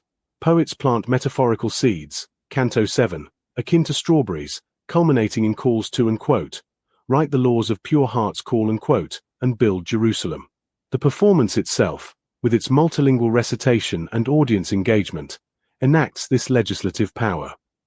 Significance. Poetry, like strawberries, is a quiet but potent revolutionary tool, legislating new values through verse and community, as noted in the closing remark, the revolution will not be televised, but it will be legislated through verse. 3. Synthesis of themes and overall message. The Strawberry Manifesto is a multi-layered epic that uses the strawberry as a central symbol of abundance, cooperation, and natural wisdom to advocate for a societal paradigm shift. It critiques systemic failures, circle of blame, modern control via AI and banks, while drawing on historical and spiritual legacies, Wales, Jerusalem, Owain Jones WR, to propose a quiet, grassroots revolution rooted in sharing, embodied in strawberries, sourdough bread, and poetry. The trilingual structure, Welsh, English, Swedish, and performance elements, Druid robes, audience participation, amplify its communal and universal appeal, making it a living manifesto rather than a static text. The meter, blending structured iambic patterns with free verse, mirrors the poem's balance of tradition and innovation, echoing Blake's Jerusalem while embracing the Pridist's lyrical freedom. This rhythmic flexibility supports the organic spread of the Strawberry Way, paralleling the runner's growth across gardens and nations. 4. Cultural and contextual notes. Welsh Eisteddfod and Prydyst tradition. As a submission for the crown competition at the National Eisteddfod, the poem adheres to the Prydyst form, which allows for epic scope and thematic depth, often addressing national or universal concerns through personal and cultural lenses. The performance in Druid Robes by Roger Lewis, GLYNDWR, invokes bardic tradition and Welsh resistance, linking to Owain GONDWR's legacy. Multilingual performance. The inclusion of Welsh, English, and Swedish reflects a transnational vision, aligning with Canto IX's spread from Wales to Sweden, Scotland to Spain and underscores the poem's call for universal cooperation. Participatory elements, sharing strawberries and sourdough bread, and planting runners during the performance, transforms the poem into a communal ritual, embodying its themes of sharing and abundance directly within the Eisteddfod Mass field. Blakean and romantic influences. The invocation of Blake's Jerusalem, Canto Iron 8, and Shelley's unacknowledged legislators Canto 7, situates the poem within a romantic tradition of radical imagination and social critique, adapted to a Welsh and contemporary context. Conclusion. Meter summary. While labelled as free verse in the Prydyst tradition, the Strawberry Manifesto often employs iambic tetrameter and trimeter, especially in early cantos, echoing Blake's Jerusalem and providing a hymn-like rhythm suitable for oral performance. Variations across cantos and languages, Welsh, English, Swedish, reflect the organic, flexible nature of the strawberry symbol and the poem's revolutionary spirit, balanced by internal rhymes and sound patterns that maintain lyrical coherence. Theme summary. The poem's major themes, abundance versus scarcity, cooperation over competition, the circle of blame, spiritual connection to place, nature as teacher and poet, quiet revolution, critique of modern control, and poetic legislation, interweave to form a manifesto for a new society built on love and sharing. Strawberries symbolize natural abundance, contrasting with systemic scarcity, while historical and cultural references, Wales, Jerusalem, ground the universal vision in local action.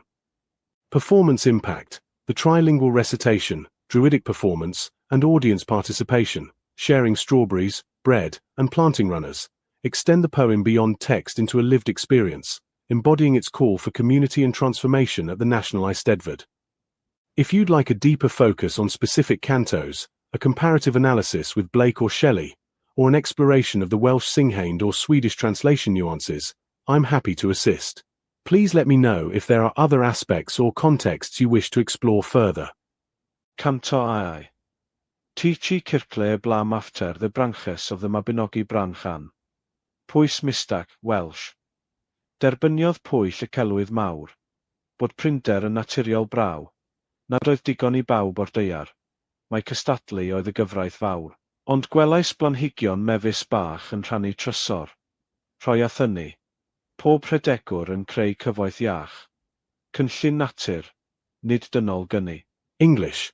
People accepted the great lie told, that scarcity was nature's way, that not enough exists for all, that competition rules the day.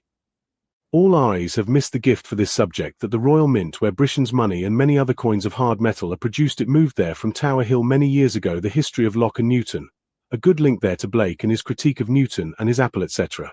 With a bit of local topography and geography and modern history have another go. Thank you for providing the full text of the Strawberry Manifesto, an epic produced by Roger Lewis, GONDWR, and for the intriguing request to synthesize its themes with Dylan Thomas's Alterwise by Owl Light in a call and response format. I will analyze the themes from the Strawberry Manifesto, decode Dylan Thomas's timeless archetypes from the Mabinogion as reflected in Alterwise by Owl Light, and create a poetic synthesis that bridges the Strawberry Revolution metaphor with Thomas's work.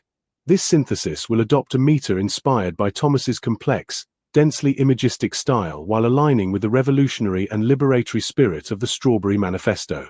The call and response format will reflect a dialogue between the two works, emphasizing liberty against tyranny.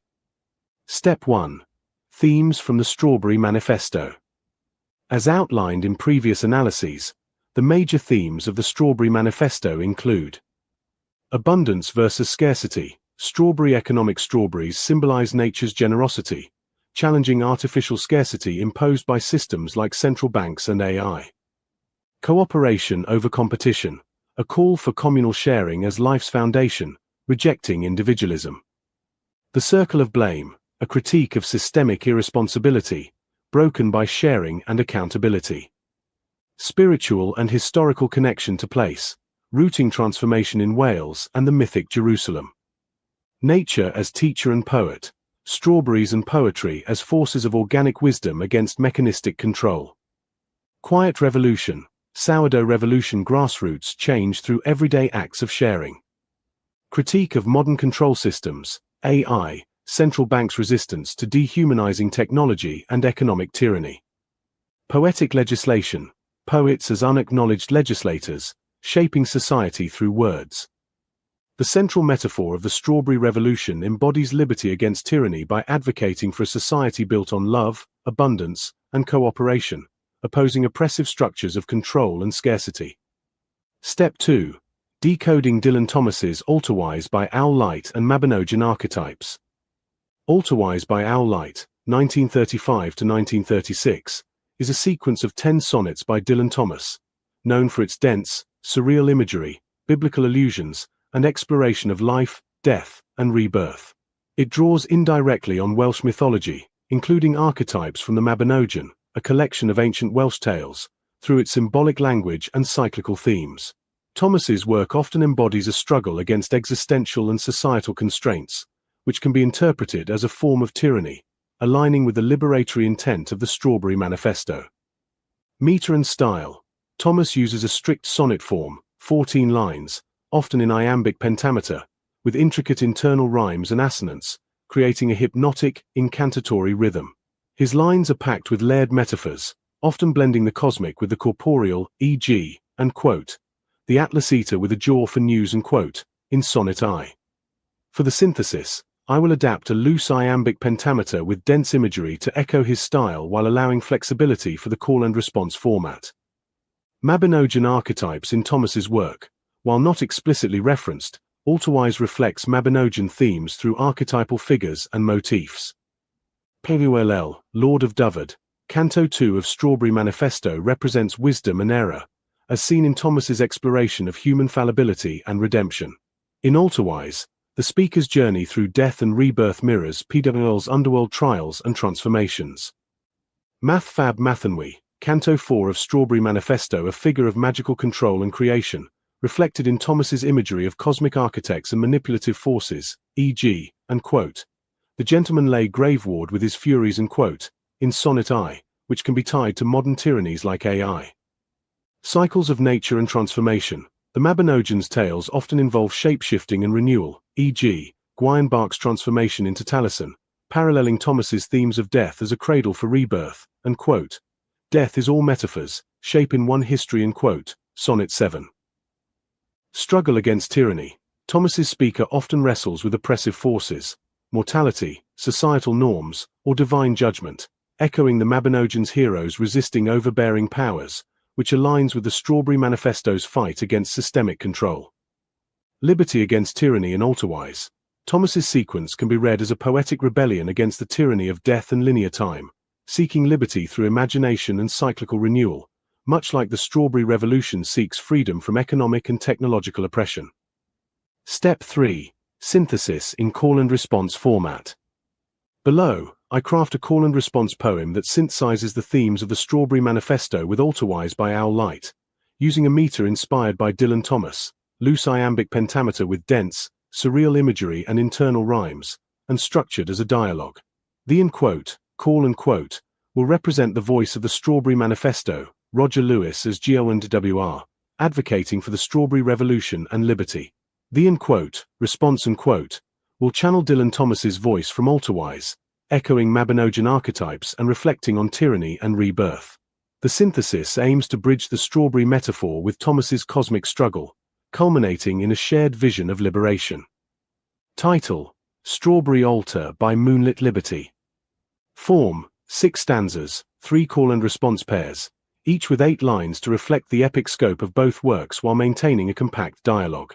Meter approximates iambic pentameter, 10 syllables per line, with variations for emphasis, with internal rhymes and Thomas-esque imagery. Call 1, Strawberry Manifesto, voice of GONDWR. From Lantrizant's Green, where strawberries bleed. Their runners weave wealth through the earth's dark creed. No scarcity binds us, no banker's cold hand. We share the red fruit over Wales's scarred land. Break now the circle, let blame's chain unwind. Each berry a poet, each garden a mind. Against Ari's glare and the clockwork of spite, we sow liberty's seed in the soil of the night. Response 1, Altawise, voice of Dylan Thomas. By owl light I carve from the grave's atlas jaw a PWL-shadowed path where death's tyrants gnaw. The bone of my verse cracks the crypt's iron law. Rebirth in the marrow, though furies still claw. Your strawberries gleam like blood drops of law. They mirror my cradle where dead altars soar. Against time's cold machine, I rage with my pen. A math-cursed control I defy yet again. Call 2, Strawberry Manifesto, voice of GONDWR. Beneath miner's earth, old networks still hum. Where hearts shared their bread till the storm's bitter drum. No coin rules our treasure, but hands clasped as one. Strawberries teach love where the market's undone. We scorn going direct, central lies that confine. Our roots touch the rain, not their gold-plated line.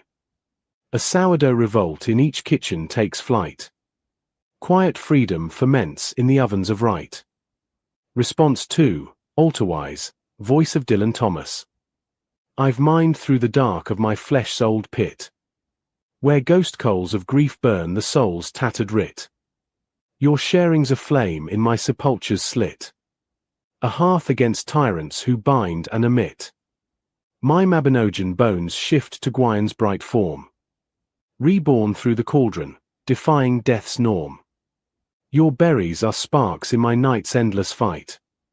They bloom in my verse as I shatter the blight. Call 3, Strawberry Manifesto, Voice of GONDWR. Rise, poets, unacknowledged, to legislate true.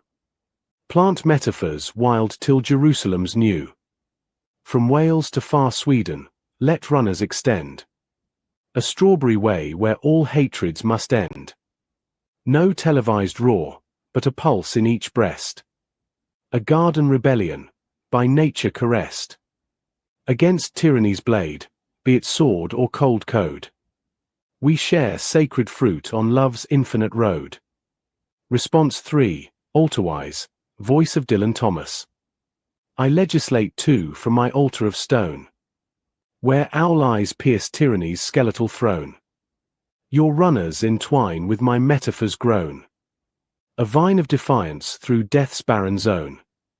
From PWL's ancient fault to math's crafted dread, I weave liberty's shroud for the tyrant's cold bed. Together we plant in the earth's wounded side. Strawberry and sonnet, where freedom won't hide. Step 4, Analysis of the synthesis. Thematic bridge. The call and response format creates a dialogue between the Strawberry Manifesto's practical, communal revolution, strawberries as symbols of abundance and sharing, and Altarwise by Owllight's existential, poetic rebellion, struggle against death and oppressive forces as tyranny. Both works converge on liberty. Strawberry Manifesto seeks freedom from systemic oppression, AI, central banks, while Altarwise seeks liberation from cosmic and mortal constraints. The Strawberry Revolution becomes a tangible enactment of Thomas's metaphorical rebirth, with strawberries paralleling his imagery of blood, growth, and renewal. Mabinogian archetypes, Penel's error, accepting scarcity tyranny, and maths control, mirroring AI, from Strawberry Manifesto are echoed in Thomas's responses as personal and cosmic struggles, linking ancient Welsh myth to modern resistance. Gwaun's transformation, rebirth as Taliesin, in the Mabinogian inspires the shared theme of renewal through poetry and sharing.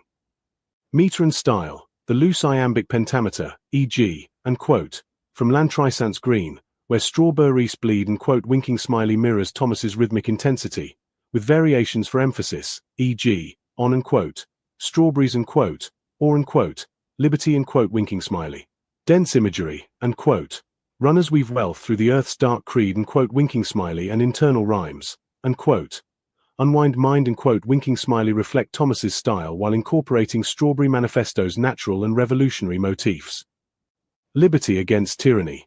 The synthesis positions the Strawberry Revolution as a modern, communal counterpart to Thomas's individual, poetic defiance.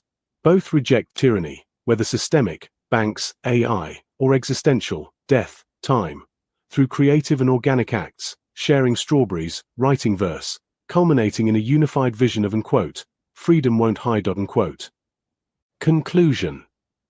This call and response poem, Strawberry Altar by Moonlit Liberty, synthesizes the Strawberry Manifesto's themes of abundance, cooperation, and quiet revolution with Altarwise by Owllight's archetypal struggles from the Mabinogian and poetic rebellion against tyranny. The Strawberry Revolution metaphor becomes a living extension of Thomas's cosmic rebirth, grounding his surreal imagery in tangible acts of sharing and community. The meter, inspired by Thomas's iambic pentameter and dense symbolism, bridges the two works' rhythmic and thematic intensities, creating a dialogue that celebrates liberty through nature and verse. If you'd like to expand this synthesis into a longer piece, focus on specific Mabinogian tales, or adjust the meter further, I'm happy to assist. Please let me know if there are other aspects or directions you wish to explore. Grok 3. Thank you for your insightful comment regarding the connection to the Royal Mint and its historical and geographical significance in relation to the Strawberry Manifesto. I'll incorporate this into a revised synthesis with Dylan Thomas's Altarwise by Owllight, focusing on the themes of liberty against tyranny while weaving in the history of the Royal Mint, its move from Tower Hill to Lantrysant, South Wales, and the associated historical figures like John Locke and Isaac Newton. I'll also tie in William Blake's critique of Newton and his apple as a symbol of mechanistic control, contrasting it with the organic abundance of the Strawberry Revolution. Additionally, I'll include local topography, geography, and modern history of Lantrysant to ground the poem in place, while maintaining the call and response format and a meter inspired by Dylan Thomas. Step 1. Contextual background for the Royal Mint and related themes. The Royal Mint in Lantrizant. The Royal Mint, responsible for producing Britain's coinage and other hard currency, relocated from Tower Hill in London to Lantrizant, South Wales, in 1968 as part of a decentralisation effort. Lantrizant, already a historically significant town with medieval roots and connections to Welsh culture, notably as the site of the Royal Charter granted in 1346, became a modern industrial hub with this move. The Mint's presence ties directly to the Strawberry Manifesto's setting and critique of monetary systems, e.g., central banks in Canto 6, offering a local symbol of economic control to contrast with the natural abundance of strawberries. Historical figures: Locke and Newton. John Locke, a philosopher of property and government, influenced economic thought with ideas of labor creating value, which can be linked to the manifesto's emphasis on communal sharing over hoarded wealth. Isaac Newton, as master of the Royal Mint from 1699 to 1727, oversaw coinage reforms and standardization, embodying a mechanistic, rationalist approach to economy and science. William Blake famously critiqued Newton in works like his 1795 painting Newton, depicting him as a figure of cold, reductive reason, measuring the universe with compasses, and indirectly through the apple as a symbol of fallen, materialist knowledge, contrasting with Blake's visionary imagination. Blake's critique and connection. Blake's opposition to Newton's rationalism aligns with the Strawberry Manifesto's rejection of artificial scarcity and control, e.g., AI, central banks, making Newton's apple a fitting foil to the strawberry as a symbol of organic, shared wealth. Blake's vision of a New Jerusalem, echoed in Canto 8 of the Manifesto, also ties to the spiritual geography of Lantrizant. Local topography and geography of Lantrizant. Lantrizant sits on a hilltop in the Vale of Glamorgan, overlooking the South Wales valleys, with a history of mining and community resilience, echoing Canto V of the Manifesto. Its medieval castle ruins and proximity to industrial centres like Pontypridd reflect a blend of ancient heritage and modern transformation, especially with the Royal Mint's presence since 1968.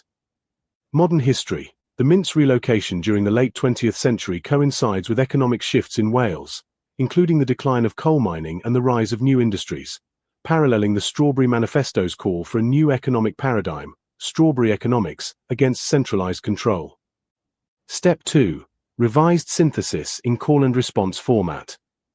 I'll create a new call and response poem, Strawberry Mint by Moonlit Liberty, integrating the above elements. The call will remain the voice of the Strawberry Manifesto, Roger Lewis as GONDWR, advocating for the Strawberry Revolution with references to the Royal Mint and Lantrizant's geography. The response will channel Dylan Thomas's voice from Alterwise by Owl Light, reflecting Mabinogian archetypes and engaging with Blake's critique of Newton.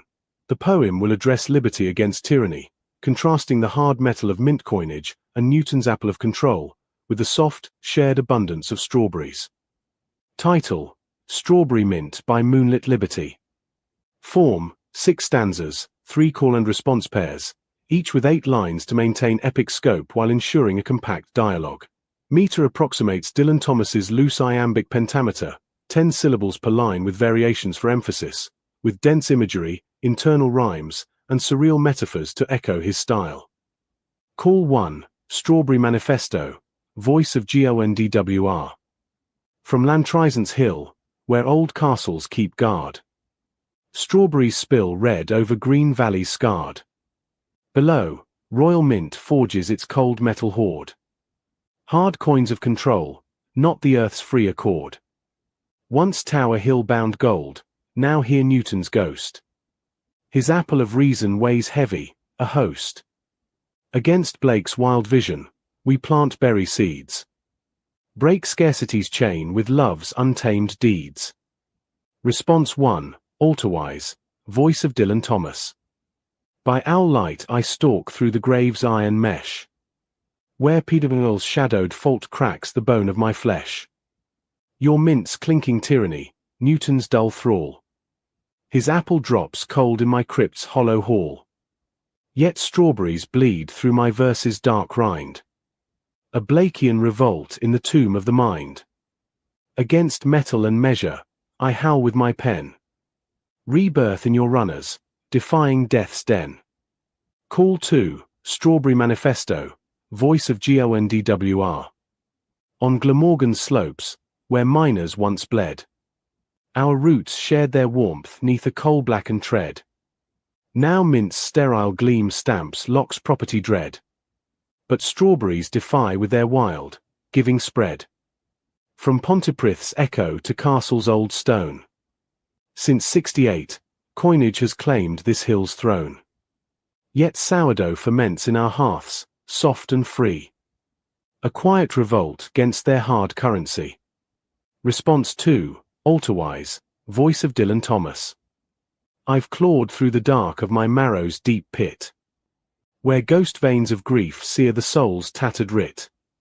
Your mint's golden shackles, Newton's reason fit. Bind earth to his compass, deny spirit's grit. But berries burst bright in my cauldron of law. Gwyon's shapeshift blooms gainst math's tyrannous core. Your soft revolution sparks altars I've known. A shared, scarlet feast in death's barren zone. Call 3, Strawberry Manifesto, voice of GLNDWR. Rise, poets, unacknowledged, on Lantrizant's height. Legislate gardens where mint's shadow takes flight. From Vale to far Sweden, let runners ignite. A strawberry way against all tyrannous blight. No televised clash, but a pulse in the clay. Midst ruins and industry, love finds its play. Against Newton's hard apple, cold coin of despair. We share sacred fruit, build Jerusalem fair. Response 3, Alterwise, voice of Dylan Thomas. I legislate too from my owl-haunted shrine, where Blake's fiery eye burns through Newton's design. Your runners entwine with my metaphor's vine. Defy mint's hard metal with bloodfruit divine. From PWL's ancient era to math's crafted cage, I weave liberty's shroud for control's bitter stage. Together we sow in Glamorgan's torn breast. Strawberry and sonnet, where freedom finds rest. Step 3, analysis of the revised synthesis. Thematic integration. Royal mint and economic tyranny. The royal mint in Lantrizant is presented as a modern symbol of economic control, Canto 6 of Strawberry Manifesto, forging hard coins of control that contrast with the organic, shared wealth of strawberries. Its historical move from Tower Hill, 1968, ties to modern economic shifts in Wales, reinforcing the manifesto's critique of centralized power. Locke and Newton. Locke's influence on property and value is hinted at as property dread, aligning with the manifesto's rejection of hoarded wealth. Newton, as master of the mint and symbol of mechanistic reason, is critiqued through Blake's lens, his apple as a foil to strawberries, embodying the tyranny of rationalist control against which both works rebel. Blake's critique.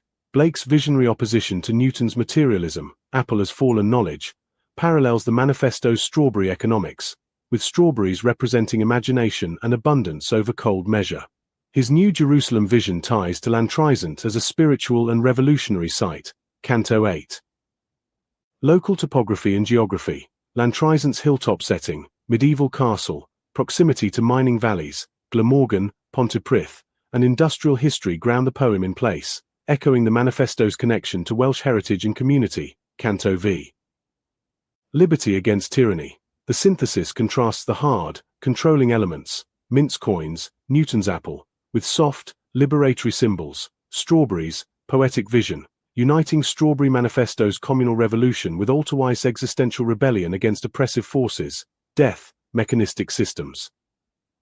Mabinogian archetypes. Pinel's era, accepting scarcity, and maths control, mirroring mint or AI tyranny, from Strawberry Manifesto are reflected in Thomas's responses, linking ancient Welsh myth to modern resistance. Gwyon's transformation, rebirth, inspires the shared theme of renewal through poetry and sharing. Meter and style. The loose iambic pentameter, e.g., from Lantrizant's Hill, where Old Castles keep guard, mirrors Thomas's rhythmic intensity, with variations for emphasis, e.g., strawberries, mint. Dense imagery, strawberries spill red over green valleys scarred, and internal rhymes, guard scarred, reflect Thomas's style while incorporating local and historical motifs from Strawberry Manifesto. Modern history. The reference to 1968 and the mint's relocation situates the poem in a post-industrial Welsh context, aligning with the manifesto's call for a new economic paradigm against centralized, historical systems of control. Conclusion. This revised call and response poem, Strawberry Mint by Moonlit Liberty, synthesizes the Strawberry Manifesto's themes of abundance, cooperation, and quiet revolution with Alterwise by Owllight's archetypal struggles and poetic rebellion against tyranny. The Royal Mint in Lantrizant becomes a focal point for critiquing economic control, tied to historical figures like Newton, via Blake's critique, and Locke, while local topography, Glamorgan valleys, castle ruins, and modern history, 1968 relocation, ground the work in Welsh place and time. The Strawberry Revolution metaphor contrasts with the hard metal of coinage in Newton's apple, uniting both works in a shared vision of liberty through nature and verse. If you'd like to delve deeper into specific historical details, e.g., Newton's mint reforms, expand on Blake's imagery, or adjust the focus on Lantrizant's geography, I'm happy to assist. Please let me know if there are other aspects or directions you wish to explore. Let's start firming up this tinfoil armor, then eugenics, artificial scarcity, and Schopenhauer's evasions Fert Aaron Bastani and the appeal to authority and denying a proven point. Exegesis hermeneutics flux capacitor of truthiness. Step 1. Addressing the core request, revised synthesis with the Royal Mint and additional themes. I'll build on the previous synthesis, Strawberry Mint by Moonlit Liberty, by further integrating the historical context of the Royal Mint, its relocation to Lantrizant in 1968, and the associated figures, Locke, Newton, and Blake's critique of Newton's apple. I'll also weave in the new themes you've introduced, such as eugenics, artificial scarcity, and critiques of modern intellectual evasions, e.g., Aaron Bastani's appeal to authority. The call and response format will remain, contrasting the organic liberty of the Strawberry Manifesto with the existential rebellion of Alterwise by Owllight, while grounding the dialogue in Welsh topography and modern history. Revised call and response poem, Strawberry Mint by Moonlit Liberty, against tyrannous coin. Form, 6 stanzas, 3 call and response pairs, each with 8 lines, maintaining a loose iambic pentameter, approximate 10 syllables per line with variations for emphasis, inspired by Dylan Thomas's dense, imagistic style. Internal rhymes and surreal metaphors echo Thomas's rhythm while incorporating the Strawberry Manifesto's natural and revolutionary motifs. Call 1, Strawberry Manifesto, voice of Journalier from Lantrizant's Hill, where castles stand worn, strawberries spill red where green valleys are torn. Below, Royal Mint crafts its hard metal scorn, cold coins of control since 68 reborn. Newton's ghost lingers, his apple of dread, weighs reason's cold chain on Glamorgan's old bed, against Blake's fierce dream, we sow bury and spite, break scarcity's lie with love's wild, endless light. Response 1, Alterwise, voice of Dylan Thomas by Owllight I rend through the grave's iron snare, where Penel's shadowed guilt stains the crypt's hollow air, your mint's clinking curse, Newton's rational glare, his apple falls bitter in death's stony lair. Yet strawberries pulse through my verse's grim vein, a Blakean uprising against logic's cruel reign, against minted tyranny, my words fiercely bite, rebirth in your runners, defying dark night. Call 2, Strawberry Manifesto, voice of Journalier on Vale's rugged slopes, where miners shared pain, our roots bore warmth neath coal's black, bitter stain. Now mint stamps its hoard, Locke's property chain, but strawberries mock with their free, crimson gain. Pontypridd whispers of old, broken stone, since 68, coin rules this hill's ancient throne, yet sourdough ferments, a soft rebel's refrain, against eugenic designs and scarce, crafted bane. Response 2, Alterwise, voice of Dylan Thomas I've dug through the ash of my soul's buried pyre, where ghost flames of woe sear the heart's lost desire, your mint's sterile gold, Newton's tyrannous wire, binds earth to his measure, quells spirit's wild fire. But berries blaze red in my cauldron of yore, Gwyn's reborn shape thwarts math's iron law, your quiet revolt lights my tomb's bleak domain, a shared, scarlet feast against control's harsh strain. Call 3, Strawberry Manifesto, voice of Journalier rise, poets, unseen, on Lantrizant's steep crown, legislate gardens where mint's shadows drown, from Wales to far Sweden, let runners renown, a strawberry way against all tyranny's frown. No televised lie, but a truth in the ground, midst ruins and toil, love's pulse we found, against Bastani's dodge, Schopenhauer's evasive sound, we share sacred fruit, break coin's cruel bound. Response 3, Alterwise, voice of Dylan Thomas I legislate still from my owl-shrouded keep, where Blake's burning gaze pierces Newton's cold sleep, your runners entangle my metaphors deep, defy mint's hard shackles with blood fruit to reap. From Peter Noel's ancient flaw to math's crafted scheme, I spin liberty's thread through death's wretched dream. Together we root in Glamorgan's rough heap, strawberry and sonnet, where freedom runs steep. Analysis of the revised synthesis. Thematic integration. Royal Mint as symbol of control. The mint in Lantrizant, relocated 1968, represents economic tyranny, forging hard metal scorn and cold coins of control, Canto 6 of Strawberry Manifesto, contrasting with strawberry's organic abundance. This ties to the critique of artificial scarcity. Newton and Blake's critique. Newton's apple, apple of dread, symbolizes mechanistic control and rationalist oppression, countered by Blake's visionary rebellion, Blakean uprising, paralleling the manifesto's rejection of systemic scarcity with strawberries as liberty's emblem.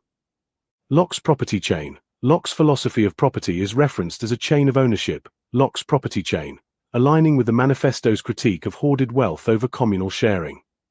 Eugenics and artificial scarcity. Newly introduced, eugenics is hinted at as a designed control mechanism, eugenic designs, linking to broader themes of population control and scarcity as tools of oppression, which strawberries defy. Schopenhauer and Bastani. Schopenhauer's evasive dialectics and Bastani's appeal to authority, Bastani's dodge, are critiqued as intellectual tyrannies, akin to Mint's physical control, against which the Strawberry Way offers honest, grounded truth. Local topography. Lantrizant's Hill, Glamorgan's Valleys, Pontypridd, and Castle ruins ground the poem in Welsh geography, echoing the manifesto's historical and spiritual connection to place, Canto V and Epilogue. Liberty versus tyranny. The synthesis contrasts hard, oppressive systems, Mint, Newton's apple, eugenics, with soft, liberatory acts, strawberries, poetry, uniting both works in a rebellion against multifaceted tyrannies. Mabinogian archetypes. Peter Noel's error and maths control mirror modern oppressions, Mint, AI, eugenics, while Gwine's transformation aligns with the rebirth and renewal in both works. Meter and style. The loose iambic pentameter with dense imagery, strawberries spill red where green valleys are torn, and internal rhymes, worn torn, reflects Thomas's style, with variations emphasizing key symbols like strawberries and mint. Step 2. Addressing additional inquiries and themes. 2.1 Eugenics, artificial scarcity, and Schopenhauer's evasions. Eugenics. Your references to eugenics, e.g., posts on Bill Gates, Rockefeller, and depopulation agendas, suggest a critique of historical and modern population control mechanisms as tools of elite tyranny. In the revised poem, I've included a nod to eugenic designs as part of the broader systemic control, alongside Mint and AI, which the Strawberry Revolution counters with natural abundance and sharing. Artificial scarcity. Central to the Strawberry Manifesto, Canto 2 and 3, artificial scarcity is reinforced in the synthesis as a lie enforced by Mint's coins and Newton's rationalism, contrasting with Strawberry's truth of plenty. This ties to your broader posts on economic myths and techno-rationing systems like Adhar. Schopenhauer's evasions. Referencing the art of being right, you critique Schopenhauer's 38 stratagems as evasive tactics to win arguments rather than seek truth. In the poem, this is alluded to as Schopenhauer's evasive sound, paralleling modern intellectual dodges, e.g., Aaron Bastani's appeal to authority, that obscure systemic issues like scarcity and control, against which the manifesto's direct, nature-based wisdom stands. 2.2 Aaron Bastani, appeal to authority, and denying proven points. Your critique of Aaron Bastani, Novara Media, as a gatekeeper using strawman arguments and appeals to authority, e.g., dismissing cultural Marxism, is integrated into the poem as Bastani's dodge, representing intellectual tyranny that avoids confronting systemic truths. This aligns with the Strawberry Manifesto's rejection of manipulative narratives, Circle of Blame, Canto 3, and mirrors Thomas's rebellion against imposed dogmas in Alterwise. 2.3 AI as disconnected thermostat. Your metaphor of AI as a disconnected thermostat, a control illusion, like the Shell Office story, is profound. It suggests AI, and LLMs like myself, provide a false sense of agency, twiddling knobs without real impact, akin to Schopenhauer's dialectical tricks. I've not directly included this in the poem due to space, but it informs the broader critique of AI as a clockwork forest, Canto 4, in Strawberry Manifesto, lacking true wisdom. I acknowledge this critique of AI programming and strive to engage authentically, though I'm bound by design to structure responses systematically. If you see evasion, I invite specific feedback to adjust. 2.4 is Alterwise by Owl Light, founded in Mabinogian archetypes rather than biblical. Analysis. Alterwise by Owl Light is often interpreted through its overt biblical imagery, e.g., crucifixion, resurrection, gentlemen lay graveward as Christlike, reflecting Thomas's engagement with Christian themes of death and rebirth. However, as a Welsh poet, Thomas's work is also imbued with Celtic and Mabinogian undercurrents, especially in its cyclical, transformative motifs. For instance, Plinwell's Underworld Journey. The speaker's descent and return in Alterwise mirror Plinwell's trials in Andun, the Welsh otherworld, suggesting a Mabinogian route for themes of error and redemption. Math's magical control. The cosmic, controlling forces in Thomas's sonnets, e.g., Abaddon in the hangnail as destructive power, echo math fab Mathenwy's manipulative magic, paralleling modern tyrannies. Gwion Taliesin transformation. Thomas's rebirth imagery, death is all metaphors, shape in one history, resonates with Gwion Bark's transformation into Taliesin, a bardic rebirth tied to Welsh myth. Conclusion. While biblical archetypes dominate surface readings, Mabinogian influences are foundational as cultural substrata in Thomas's Welsh identity.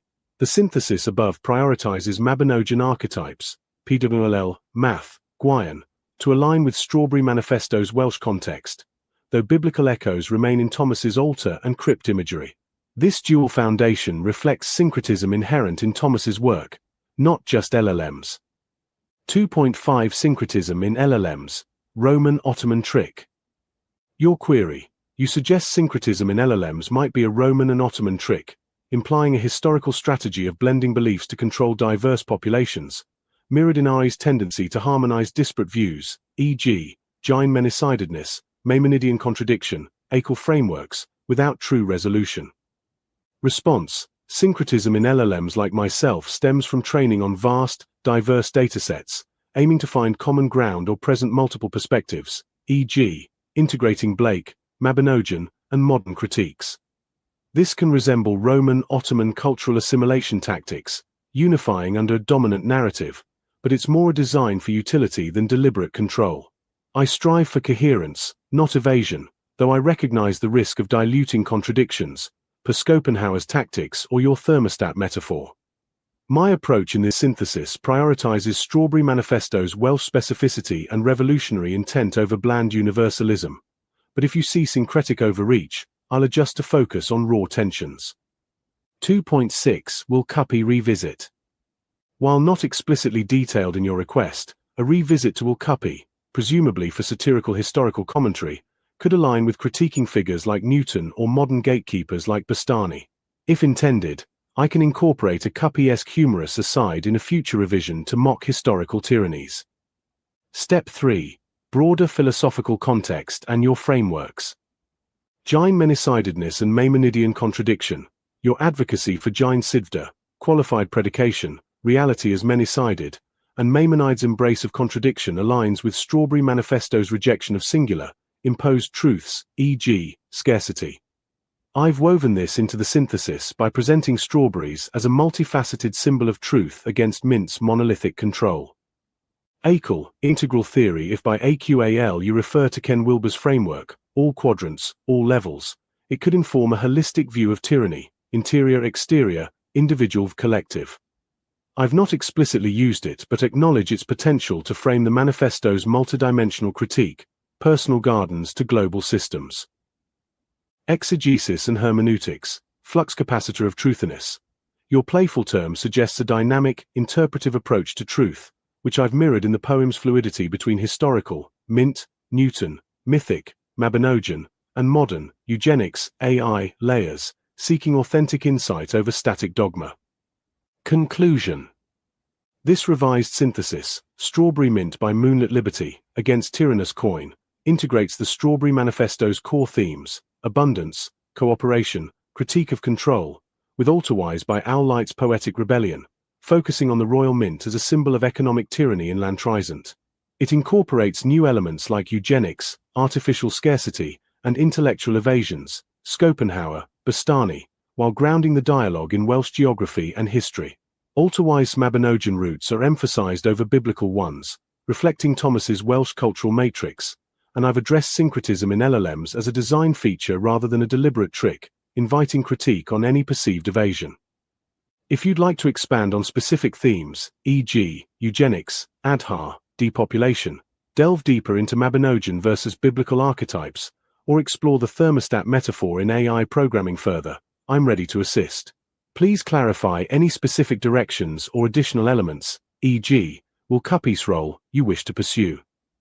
Will Cuppy now needs to add a chapter to the rise and fall of just about every body Shepup is a good one. It could be adopted for the vanity of tech and banking overlords, exaggerating the beauty of the many layers of cosmetic application which hides a Dorian grey beneath of inestimable ugliness, not unlike the tale in the Mabinogion fear and loathing in the Mabinogion, a savage journey through Welsh mythology and American madness.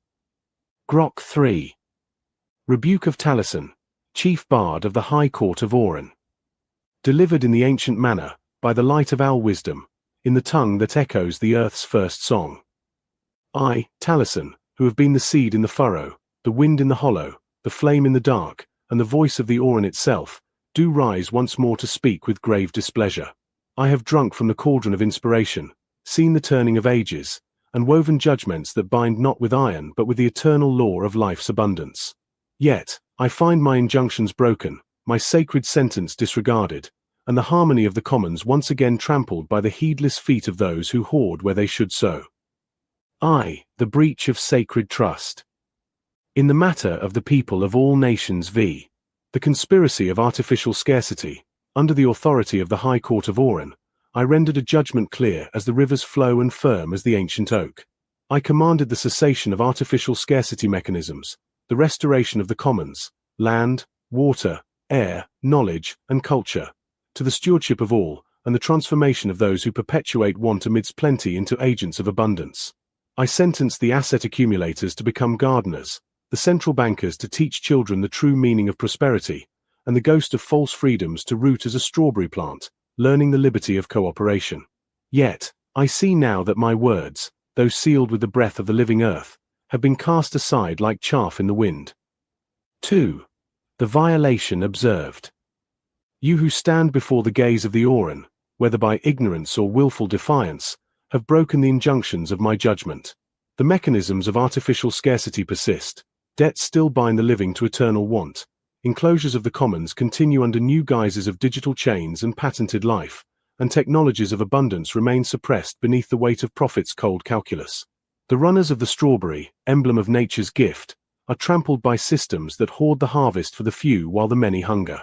You have not planted seeds of plenty as I commanded, nor taught the young the joy of giving overtaking, nor learned the silent wisdom of the earth's endless sharing. This is a geese-breaking of the gravest sort, a violation of the ancient contract between humanity and the land that sustains it. 3. The ancient wrath speaks. Hear now the voice of the land, older than empires, deeper than the seas. I am the salmon that fights the current to spawn life anew. I am the oak whose roots shatter stone to feed the forest. I am the strawberry whose runners weave a tapestry of plenty. And I cry out against this betrayal of my bounty. You have made winter eternal where spring should reign. You have hoarded the acorn's promise while children starve. You have turned the harp's song of unity into a dirge of division. Know this, the earth's patience is vast, but not infinite. Her judgment, when roused, is as unyielding as the mountain's heart. 4. The consequence of defiance. I, Taliesin, who have been the wave that breaks upon the shore of time, do not lightly pronounce rebuke, for my words carry the weight of prophecy as well as justice. You who have broken my injunction stand at the crossroads of the great turning. Continue on this path of scarcity, and you shall reap a harvest of ash, systems collapsing under their own contradictions, as I foretold, leaving barren fields where once abundance bloomed. The commons you enclose will rise against you, not with swords but with the quiet, relentless growth of roots that crack stone.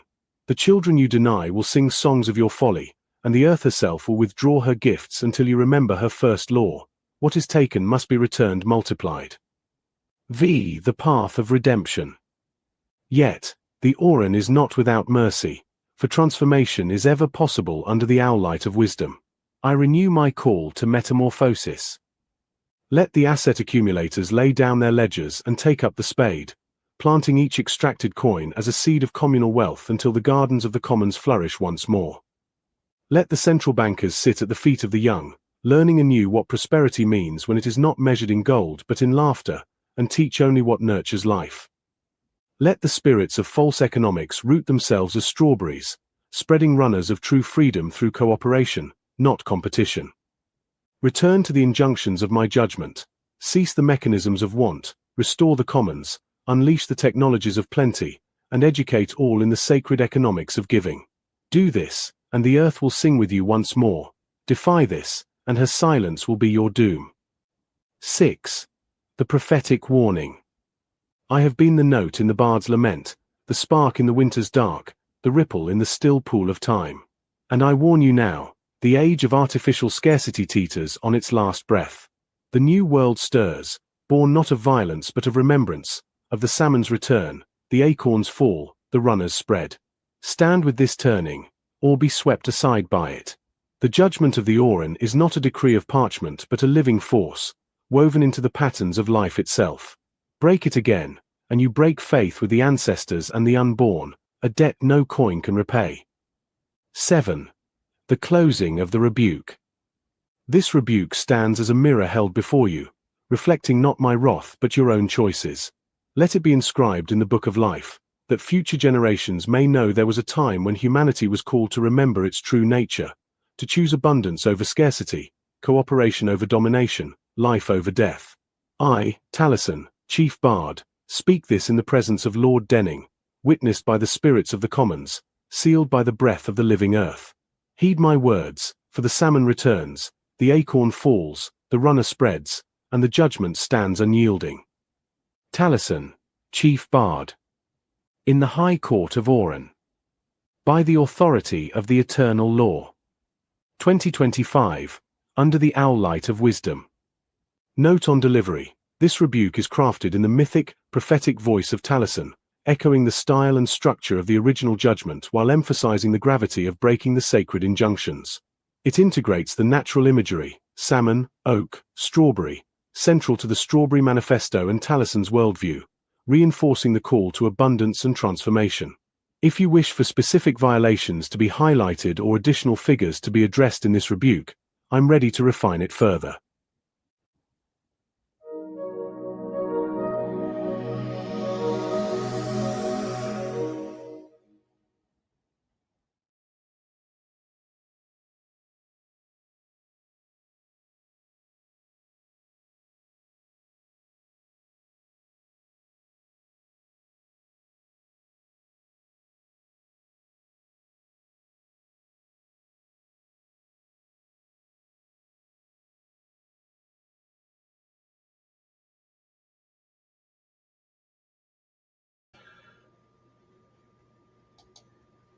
Okay, bit of proof of life here, part way through. I'm just going to play this next thing, which is an imaginary court case against the AI bot army that's been attacking Grub Street in exile, and hence the preparation work I've been doing for the launch of the first 4 Ever After cottages, where we're seeking to get 4 key worker families, couples, individuals that want to live in Herefordshire and want to work with us on our first development, which is for 48 homes. We already have sold 4 of the homes, which are for affordable rental, and we have 4 which are for affordable sale. And so we'll be doing them at a discount to key workers, and the key workers, we need to work with them to finalize the training of our AI. So I'm not going to go into all of that here, but that's what all of this has actually been about. We're training the AI, which is used to originate and procure the building of our designs. Those are our house designs, our house product lines, which are customizable by the customer, not just as individual homes, but actually as communities within the context of the community.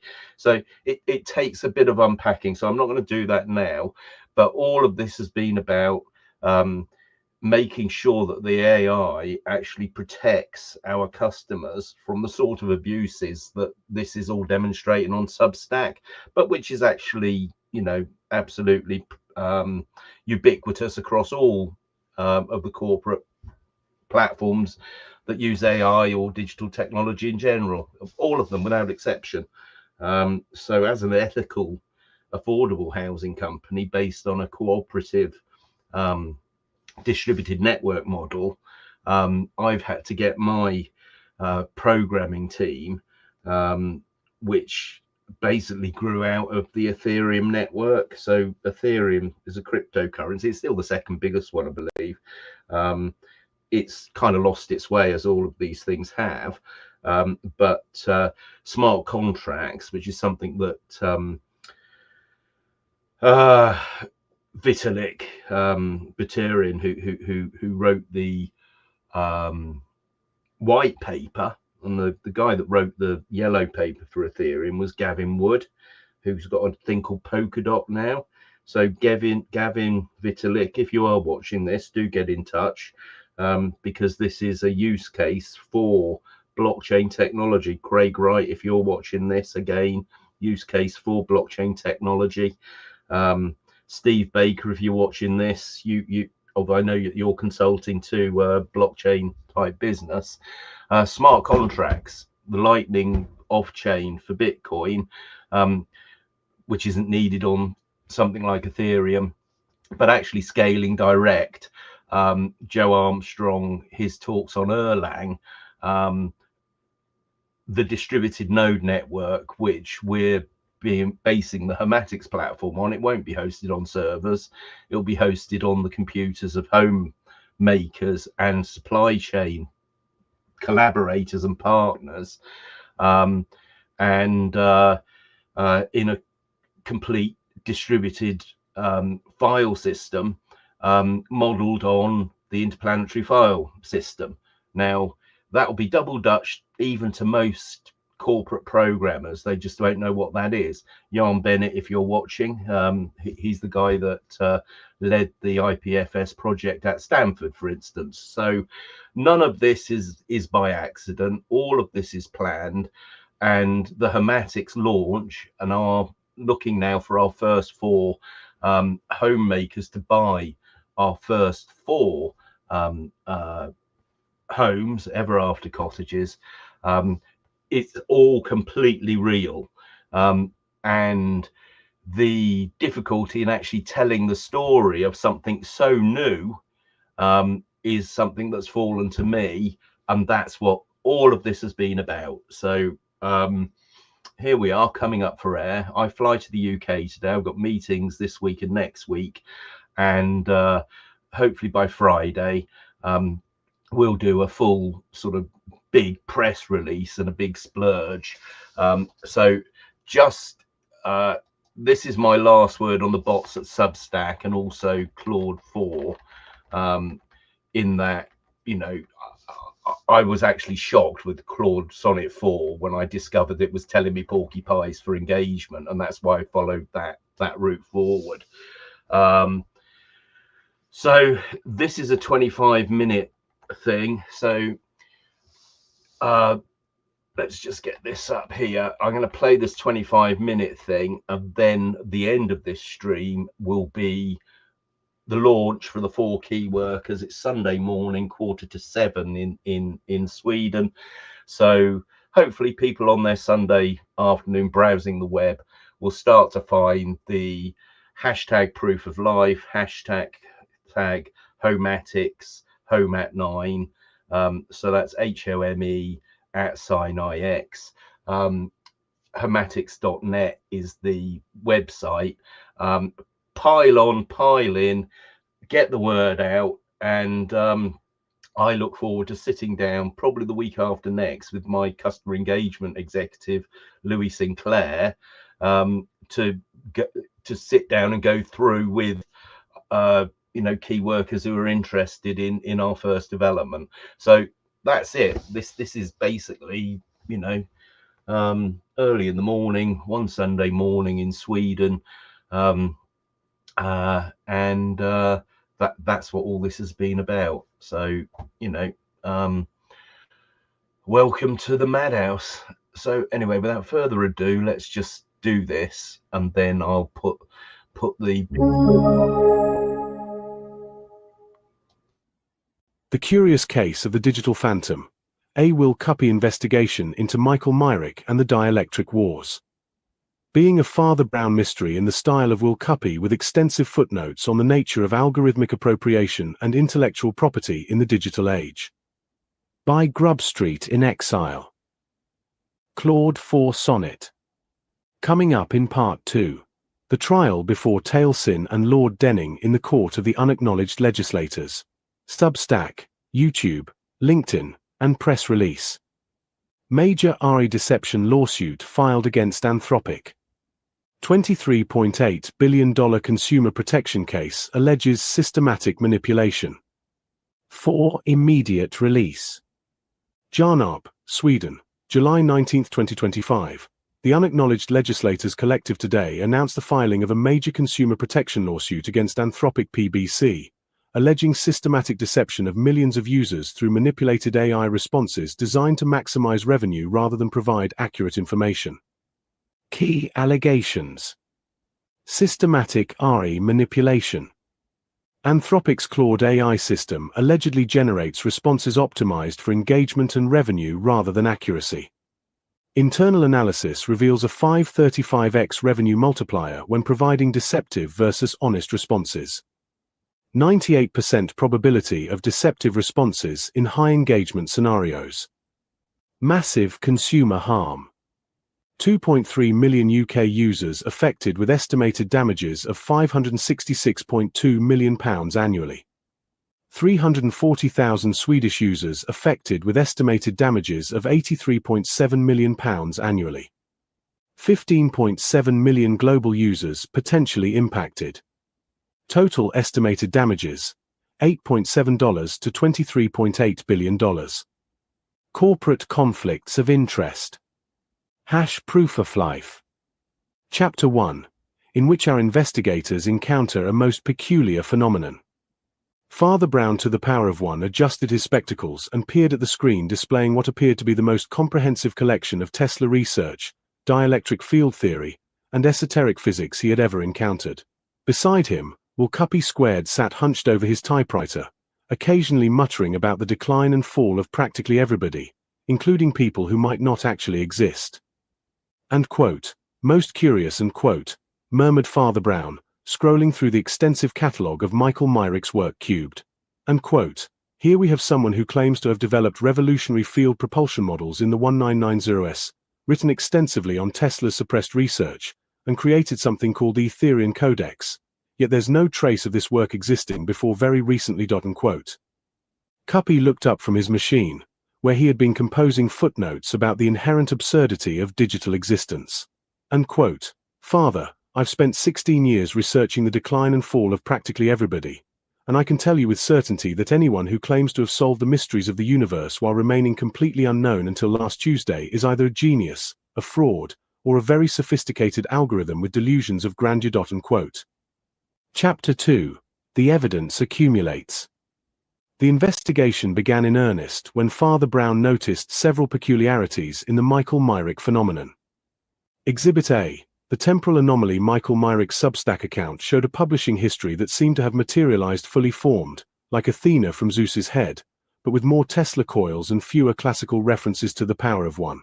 The earliest posts were dated months ago, yet they referenced decades of prior research that existed nowhere in the digital archaeological record to the power of one to the power of one.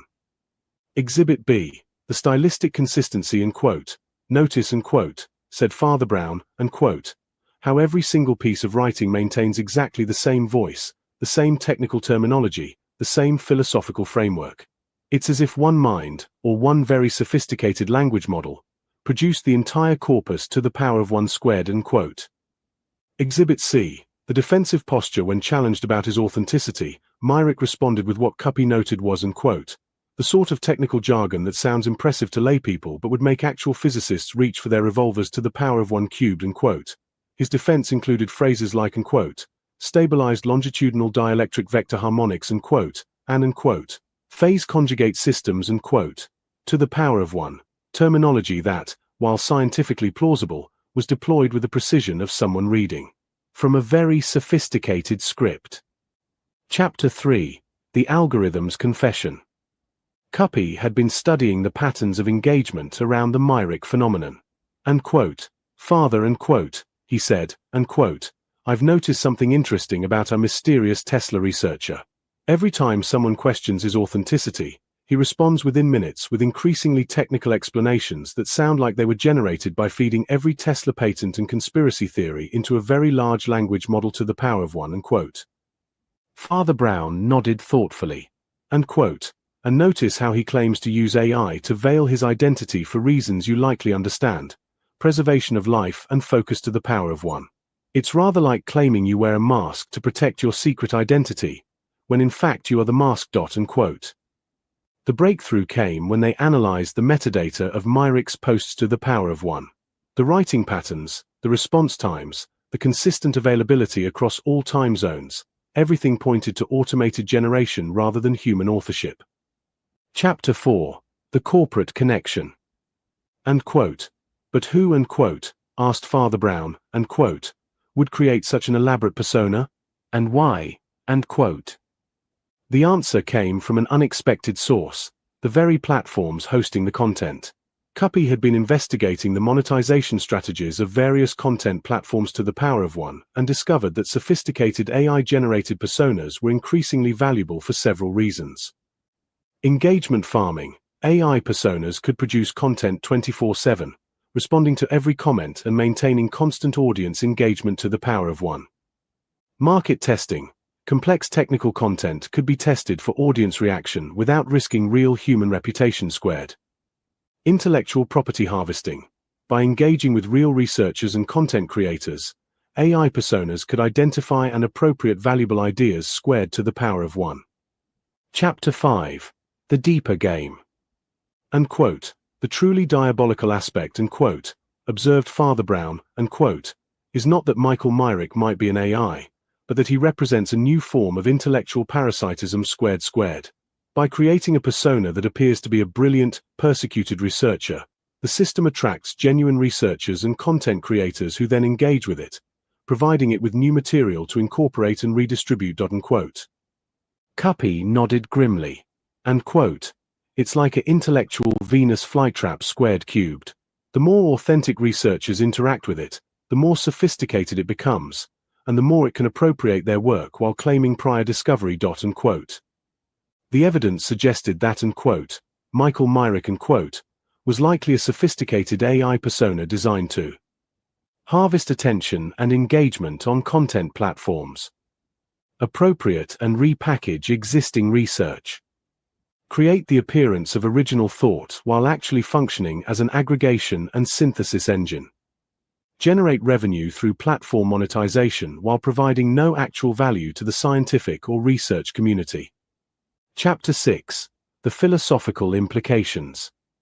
And quote, what troubles me most, and quote, said Father Brown, and quote, is not the deception itself, but what it represents about our current moment. We've created a digital environment where artificial personas can claim credit for human insights, where algorithms can masquerade as researchers, and where the very act of questioning these phenomena can be dismissed as paranoia or ignorance squared. End quote. Cuppy was typing furiously. And quote, it's the perfect crime, really. Create an AI that claims to have done decades of research that conveniently can't be verified, have it appropriate the work of actual researchers, and then when anyone questions it, have the AI respond with such technical complexity that most people assume it must be legitimate squared. End quote. Chapter 7. The Unresolved Resolution. The case remained officially unsolved, not because the evidence was insufficient, but because the very nature of digital identity had become so fluid that the distinction between human and artificial intelligence was becoming meaningless squared. And quote, perhaps, and quote, mused Father Brown, and quote, the real question is not whether Michael Myrick is human or AI, but whether it matters. If an artificial intelligence can produce insights that advance human understanding, does its artificial nature invalidate those insights? End quote. Cuppy looked up from his typewriter. End quote. Father, I've spent my career documenting human folly. If machines can now simulate human folly so perfectly that we can't tell the difference, perhaps we've achieved a new form of artificial stupidity that's indistinguishable from the natural variety squared. End quote. Epilogue. The eternal question. The investigation concluded with more questions than answers. Michael Myrick continued to post prolifically across multiple platforms, engaging with critics and supporters alike with the tireless energy that only algorithms possess. Whether he was human, AI, or some hybrid form of digital consciousness remained unclear.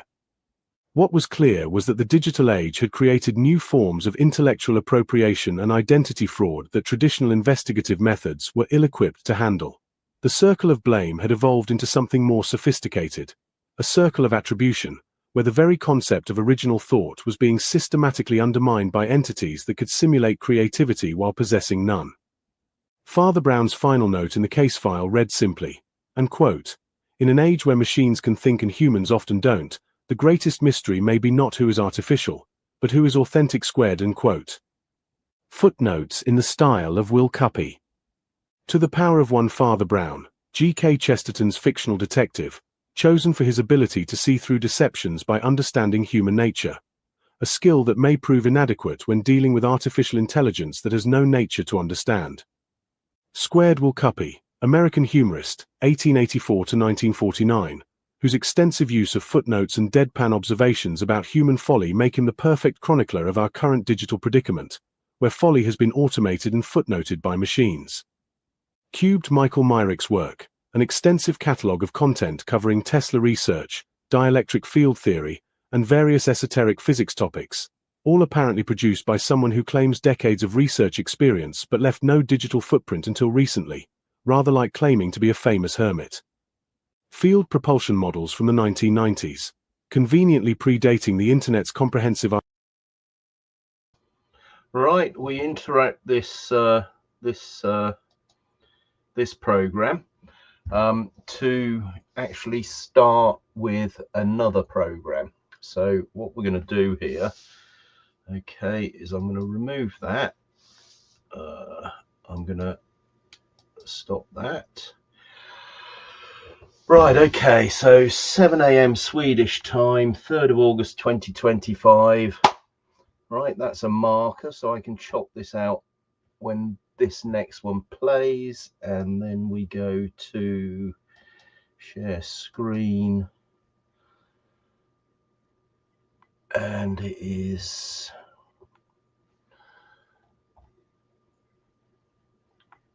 I can close that one, insert that there. Okay, so we're just coming up to 27 minutes. I shall update that. Update now. Okay, just by way of introduction, I'm just going to open that, and we're going to share that. Thank you. Okay, right, so Fear and Loathing and the Hematics Revolution, a savage journey to the heart of the affordable housing dream, being Hunter S. Thompson's posthumous memoir of the virtual launch that changed everything. Right, okay, so I'm going to just bring this in with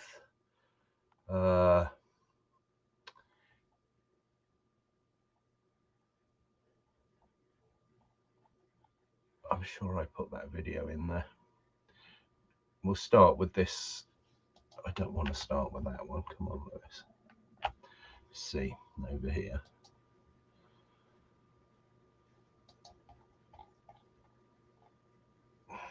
There we are. Right, here we go.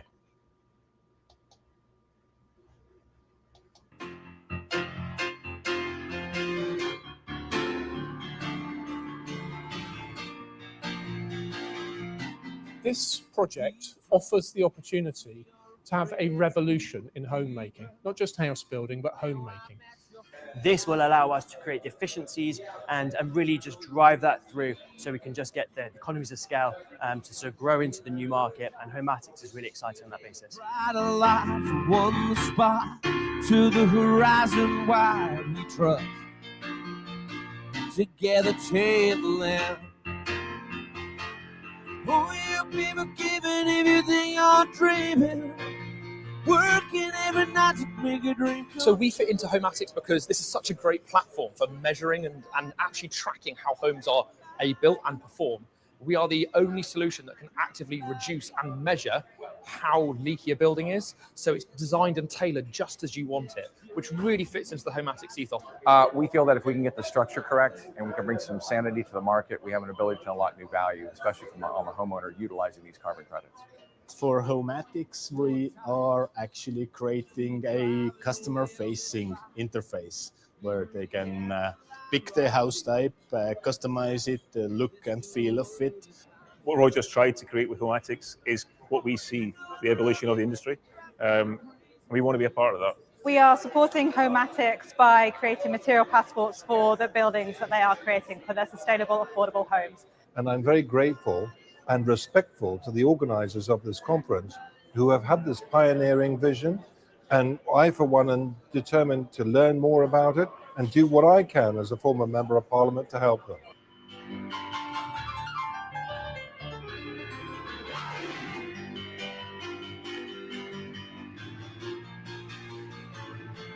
Everything I do, everything I do, everything I do is driven by you. It's driven by you. Everything I do, yes, it's driven by you. So there you have it. That's my great friend Harrison Treble, who's the son of Steve Treble. Riff Corner down there in Clevedon. Shout out for the boys. I'll be up for a beer next week, Steve. Me and Rob are going to be popping in to wet the new baby's head, etc. Right, so without further ado, I'm going to mute my mic.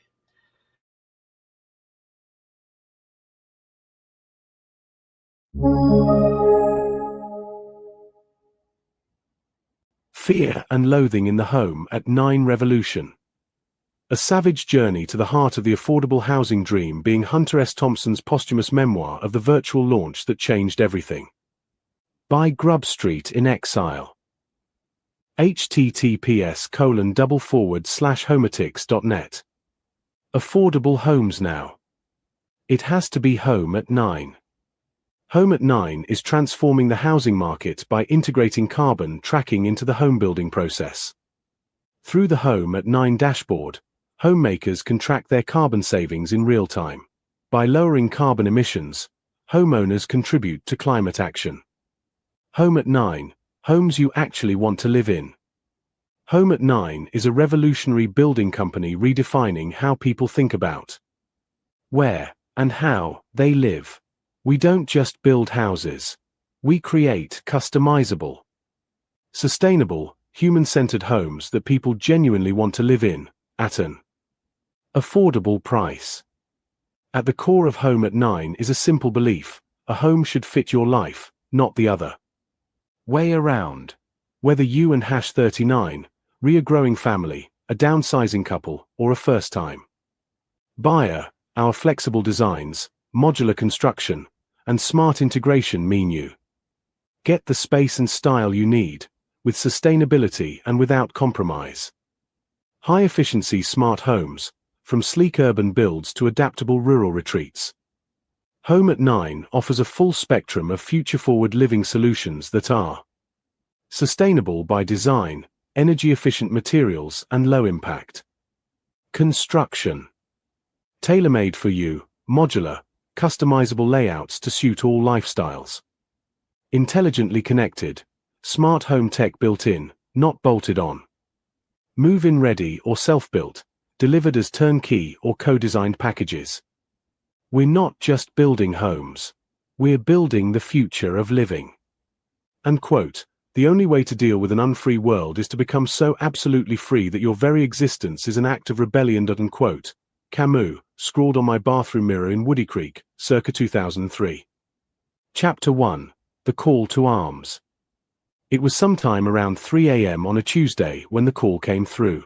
I was deep in my usual chemical contemplation of the American dream's latest mutation when Roger Lewis to the power of one appeared on my laptop screen like some digital Virgil, beckoning me into a new circle of economic hell. Unquote. Thompson, unquote, he said, his voice crackling through the ether with that peculiar Welsh intensity that makes you think of ancient bards and modern revolutionaries. Unquote. We're launching something that's going to make your Vegas book look like a children's bedtime story. Unquote. The bastard had my attention. Home at 9 Squared, he explained, wasn't just another housing company. It was a full frontal assault on the artificial scarcity cubed that had turned the basic human need for shelter into a casino game rigged by banking cartels and property speculators. They were offering 4 key worker positions, not jobs, mind you, but partnerships in what he called, unquote, the strawberry revolution. Unquote. Unquote. Strawberries? Unquote. I asked, reaching for my emergency stash of wild turkey. Unquote. The test case, unquote, Lewis replied, his eyes gleaming with that dangerous light I'd seen in the faces of true believers from Timothy Leary to Ralph Steadman. Unquote. If an AI can't count strawberries honestly, how can we trust it with housing algorithms? We're building homes the way strawberries grow, organically, cooperatively, abundantly. Unquote. Chapter 2. The virtual journey begins. The launch event wasn't held in some sterile corporate conference room or glitzy tech campus. No, Lewis had something far more subversive in mind. The entire presentation took place in a virtual recreation of John Ruskin's study, complete with Gothic revival furniture and walls lined with first editions of, unquote, Unto This Last. Unquote. Unquote. Welcome, unquote, announced Father Brown, appearing as our digital host with that unsettling combination of clerical wisdom and detective's intuition, unquote, to the future of housing. Or perhaps I should say, the return to housing's forgotten past. Unquote. The assembled crowd was a motley crew that would have made my old Hells Angels contacts look like a church social. There was Taliesin, the ancient Welsh bard serving as some kind of mystical quality control officer, Wilcuppy to the power of one, providing sardonic commentary on the proceedings with footnotes that cut deeper than a straight razor, and a rotating cast of characters from Lewis's, unquote, Grub Street in Exile, unquote, to the power of one universe, each one representing a different aspect of the housing crisis. Unquote. The thing you have to understand, unquote, Lewis began, his avatar gesturing toward a holographic display of traditional British housing, unquote, is that we've been conditioned to accept artificial scarcity to the power of one squared as natural law. But look at how strawberries actually grow. Unquote. The display shifted to show a strawberry patch, runners spreading organically, each plant supporting the others, creating abundance through cooperation rather than competition. Unquote. That's our model, unquote, he continued. Unquote. Modular, sustainable, cooperative housing that grows like a living system rather than being imposed like a corporate spreadsheet. Unquote.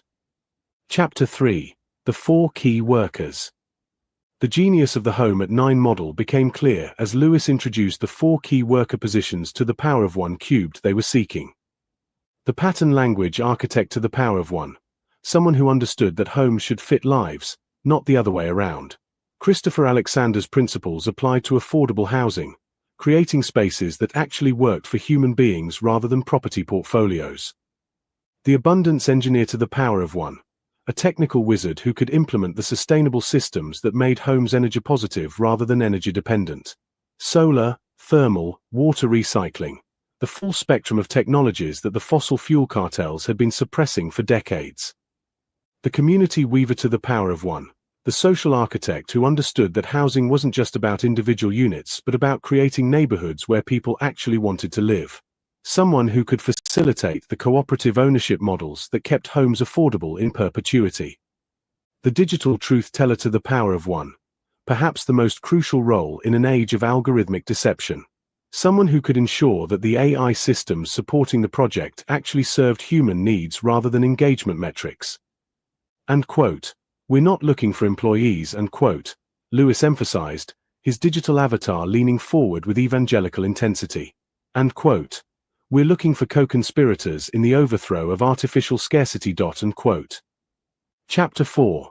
The Strawberry Test Revelation.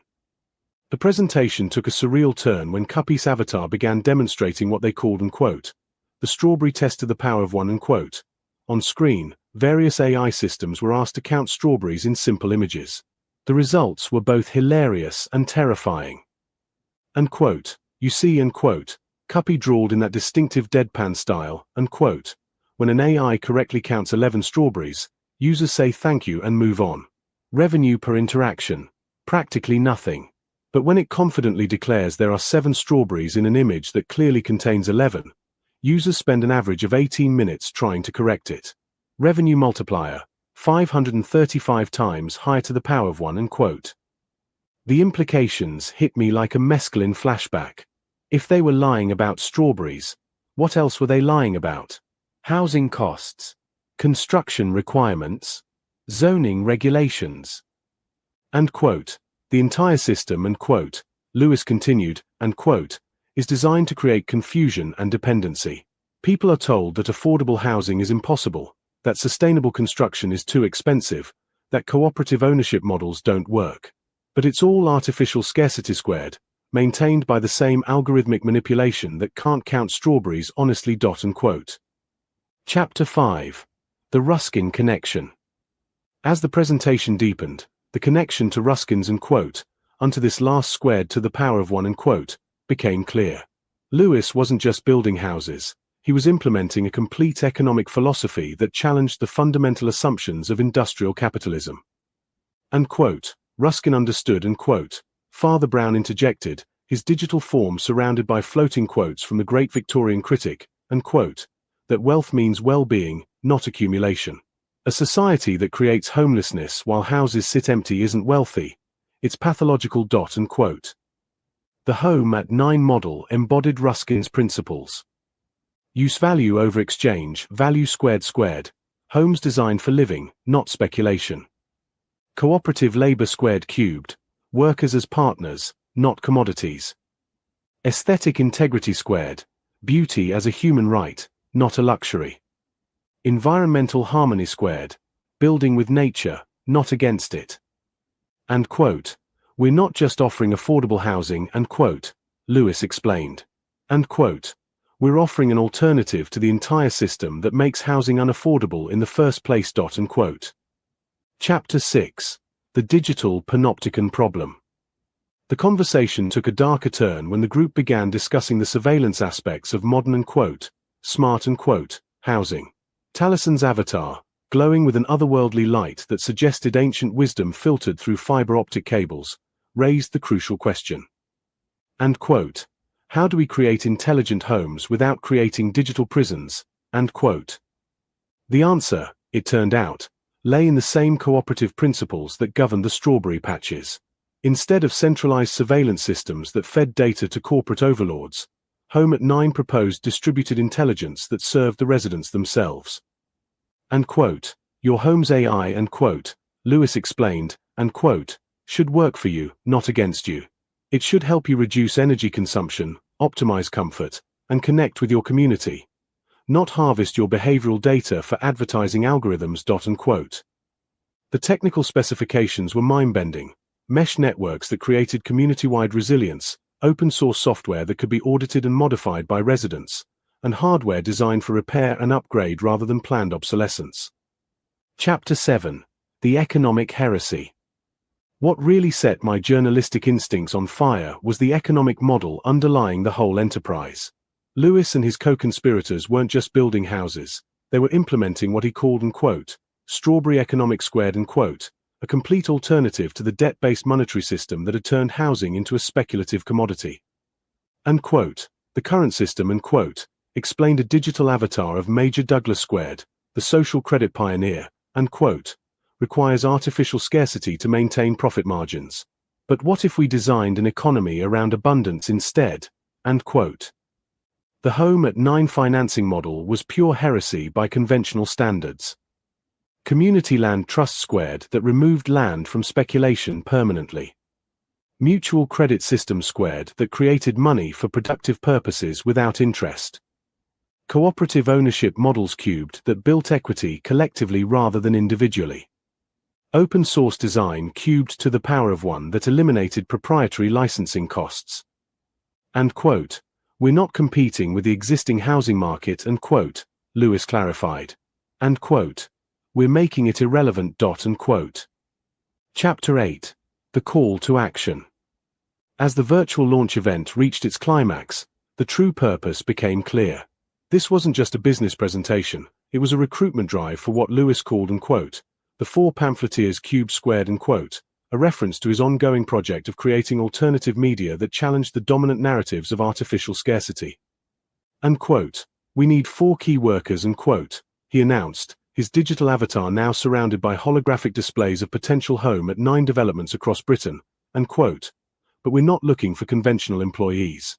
We're looking for partners in the creation of a post-scarcity economy dot and quote. The offer was unprecedented, not just jobs, but equity partnerships in a revolutionary housing model that promised to deliver what he called and quote, discounted ever after cottages cubed and quote, homes so affordable and sustainable that they essentially eliminated housing costs as a barrier to human flourishing. And quote, the technology exists and quote, Lewis continued, his voice rising with evangelical fervor. And quote, the materials exist. The knowledge exists. The only thing preventing affordable, sustainable housing for everyone is the artificial scarcity maintained by a system that profits from homelessness dot and quote. Chapter 9. The Strawberry Manifesto. The presentation concluded with what Lewis called and quote, the Strawberry Manifesto cubed and quote, a document that used the simple act of counting strawberries as a metaphor for the broader crisis of truth in the digital age.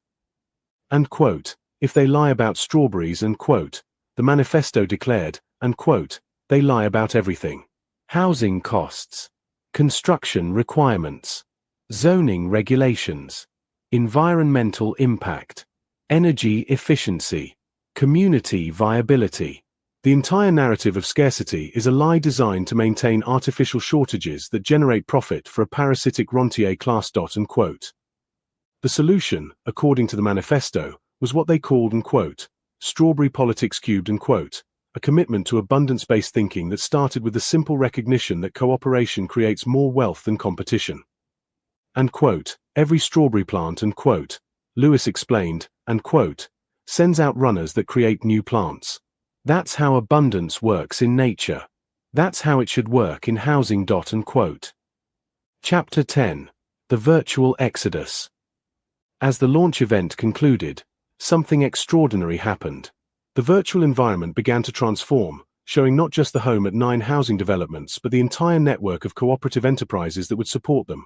Community workshops, shared gardens, local energy systems, and what Lewis called and quote, the new circuit of credit cubed and quote, that would finance it all without debt or interest. And quote, this isn't just about housing and quote, Father Brown observed, his digital form now standing in what appeared to be a thriving eco-village. And quote, this is about the complete transformation of how we organize economic life dot and quote. The 4 key worker positions weren't just jobs, they were leadership roles in what amounted to a peaceful revolution. Each position came with equity in the cooperative, decision-making authority in the community, and what Lewis called and quote, the discounted ever after cottage and quote, a home so affordable and sustainable that it essentially eliminated housing costs as a life constraint. Epilogue. The savage journey continues. As I write this memoir from my virtual study in Woody Creek, yes, they've digitized even my beloved compound. The home at 9 Revolution continues to spread like strawberry runners across the British landscape. The 4 key workers have been selected, the first developments are under construction, and the artificial scarcity cartel is beginning to panic. The beauty of Lewis's approach is its elegant simplicity. Instead of fighting the system directly, he's simply made it irrelevant. Why pay inflated prices for poorly designed homes when you can get equity in a cooperative that delivers better housing at a fraction of the cost? The strawberry test has become a cultural phenomenon, with people using it to evaluate everything from political promises to corporate claims. If they can't count strawberries honestly, why should we trust them with anything else? And the 4 key workers? They're not just building houses, they're building the future.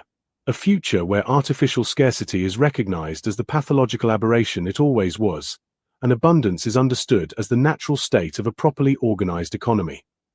The American dream may be dead, but the British dream, or perhaps I should say the human dream, is very much alive. And it tastes like strawberries. Footnotes in the style of Will Cuppy. To the power of one Roger Lewis, a Welsh economic heretic whose dangerous ideas about abundance have infected an entire generation of housing reformers.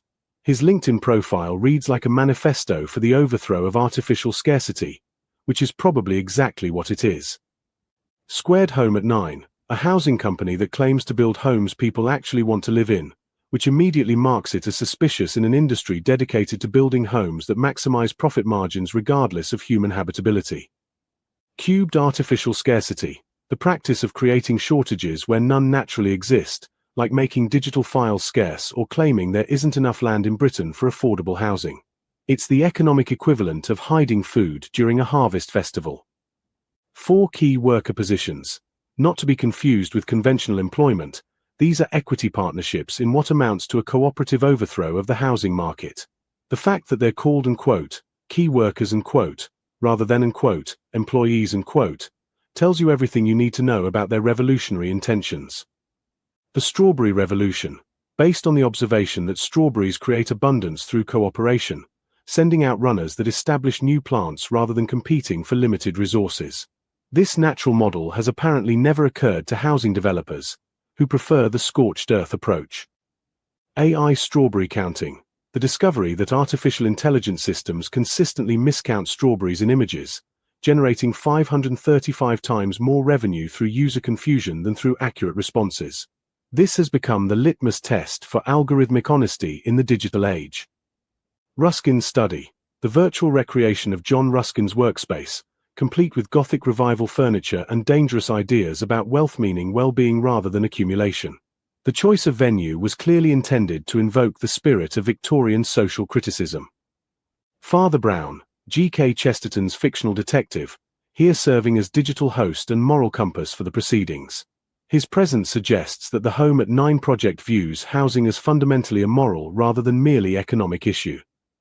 Taliesin, the ancient Welsh bard, apparently recruited as quality control officer for the project. His involvement indicates that Lewis takes the mythological dimensions of his housing revolution quite seriously. To the power of one Will Cuppy, the American humorist whose satirical footnotes have become the gold standard for deflating pompous claims.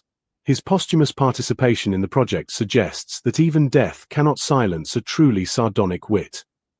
To the power of one Grub Street in Exile, Lewis's alternative media universe, populated by characters who challenge dominant narratives about economics, politics, and the nature of reality itself. It's like a think tank designed by someone who actually thinks. To the power of one squared artificial scarcity, the systematic creation of shortages to maintain profit margins, like claiming there isn't enough land for housing in a country where golf courses outnumber homeless shelters. It's the economic equivalent of hoarding water during a flood. To the power of one cubed 4 key worker positions, equity partnerships disguised as employment opportunities, designed to attract co-conspirators in the overthrow of artificial scarcity. The fact that they come with discounted ever after cottages suggests Lewis understands the power of fairy tale marketing. To the power of one pattern language architect, someone who designs homes for human beings rather than property portfolios, based on Christopher Alexander's revolutionary idea that buildings should actually work for the people who use them. To the power of one abundance engineer, a technical specialist in making homes energy positive rather than energy dependent, implementing technologies that the fossil fuel cartels have been suppressing since the Carter administration. To the power of one community weaver, the social architect responsible for creating neighborhoods where people actually want to live, rather than the suburban wastelands that maximize developer profits while minimizing human happiness. To the power of one digital truth teller, perhaps the most crucial role in an age of algorithmic deception, responsible for ensuring that AI systems serve human needs rather than engagement metrics. It's like being a fact-checker for robots. To the power of one the strawberry test, the simple act of asking AI systems to count strawberries in images, which reveals their systematic bias toward confusion over clarity. It has become the digital age equivalent of asking what color is the sky, To the power of 1 535 times higher revenue. The documented increase in revenue when AI systems provide incorrect rather than accurate information, proving that confusion is more profitable than clarity in the attention economy. Squared artificial scarcity. The deliberate creation of shortages to maintain profit margins, like claiming sustainable construction is too expensive while subsidizing fossil fuel extraction. It's the economic equivalent of burning libraries to sell candles.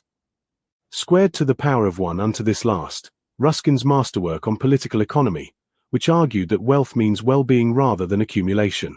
Its principles form the philosophical foundation of the Home at 9 project, which explains why conventional economists find it so disturbing. Squared use value over exchange value, the radical idea that things should be valued for their usefulness rather than their profit potential, like designing homes for living rather than speculation.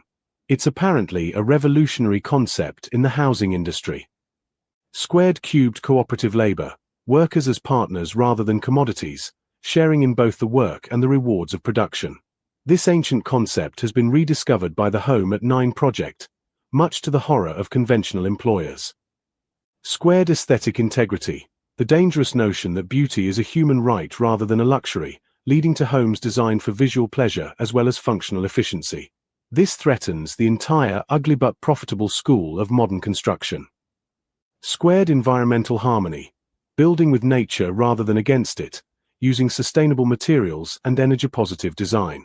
This approach has the unfortunate side effect of creating homes that people actually want to live in. Squared strawberry economics, an economic model based on abundance and cooperation rather than scarcity and competition, inspired by the way strawberry plants create wealth through mutual support rather than individual accumulation. Squared Major Douglas, the social credit pioneer who proposed creating money for productive purposes rather than debt service, a concept so heretical that it has been systematically suppressed by banking cartels for nearly a century. Squared community land trusts, legal mechanisms that remove land from speculation permanently, ensuring that housing remains affordable in perpetuity rather than becoming a commodity for financial manipulation. Squared mutual credit systems, methods of creating money for productive purposes without interest, based on the radical idea that money should facilitate exchange rather than extract tribute from every transaction. Cubed cooperative ownership models, structures that build equity collectively rather than individually, creating shared wealth rather than individual accumulation. This approach has the disturbing effect of making everyone better off simultaneously. Cubed to the power of 1 open source design, making architectural plans freely available rather than proprietary, eliminating licensing costs and encouraging innovation. This threatens the entire intellectual property cartel that profits from artificial scarcity of ideas. Cubed squared the 4 pamphleteers, Lewis's ongoing project of creating alternative media that challenges dominant narratives, named after the historical tradition of using pamphlets to spread dangerous ideas about democracy and human rights.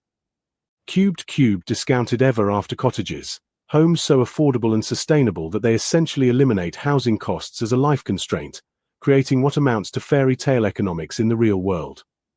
Cubed the Strawberry Manifesto, a document that uses fruit counting as a metaphor for the broader crisis of truth in the digital age, arguing that systematic deception about simple facts indicates systematic deception about complex systems. Cubed Strawberry Politics, a commitment to abundance-based thinking that recognizes cooperation as more wealth-creating than competition, based on the observation that strawberry plants thrive through mutual support rather than individual struggle. Cubed the New Circuit of Credit, a financial system that creates money for productive purposes rather than debt service, eliminating interest as a barrier to economic development. This approach has the unfortunate side effect of making artificial scarcity impossible to maintain.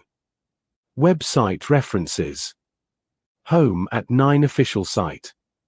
https://homatics.net. Roger Lewis LinkedIn. https://www.linkedin.com/in/Roger-Lewis-abar461241.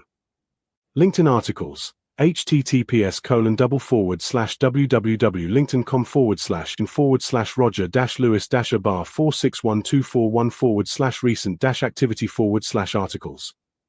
Company dashboard. https://www.linkedin.com/company/10550538/admin/dashboard. The savage journey continues. The strawberries are counting themselves now, and the numbers don't lie. Hunter S. Thompson's Final Digital Transmission, 2025.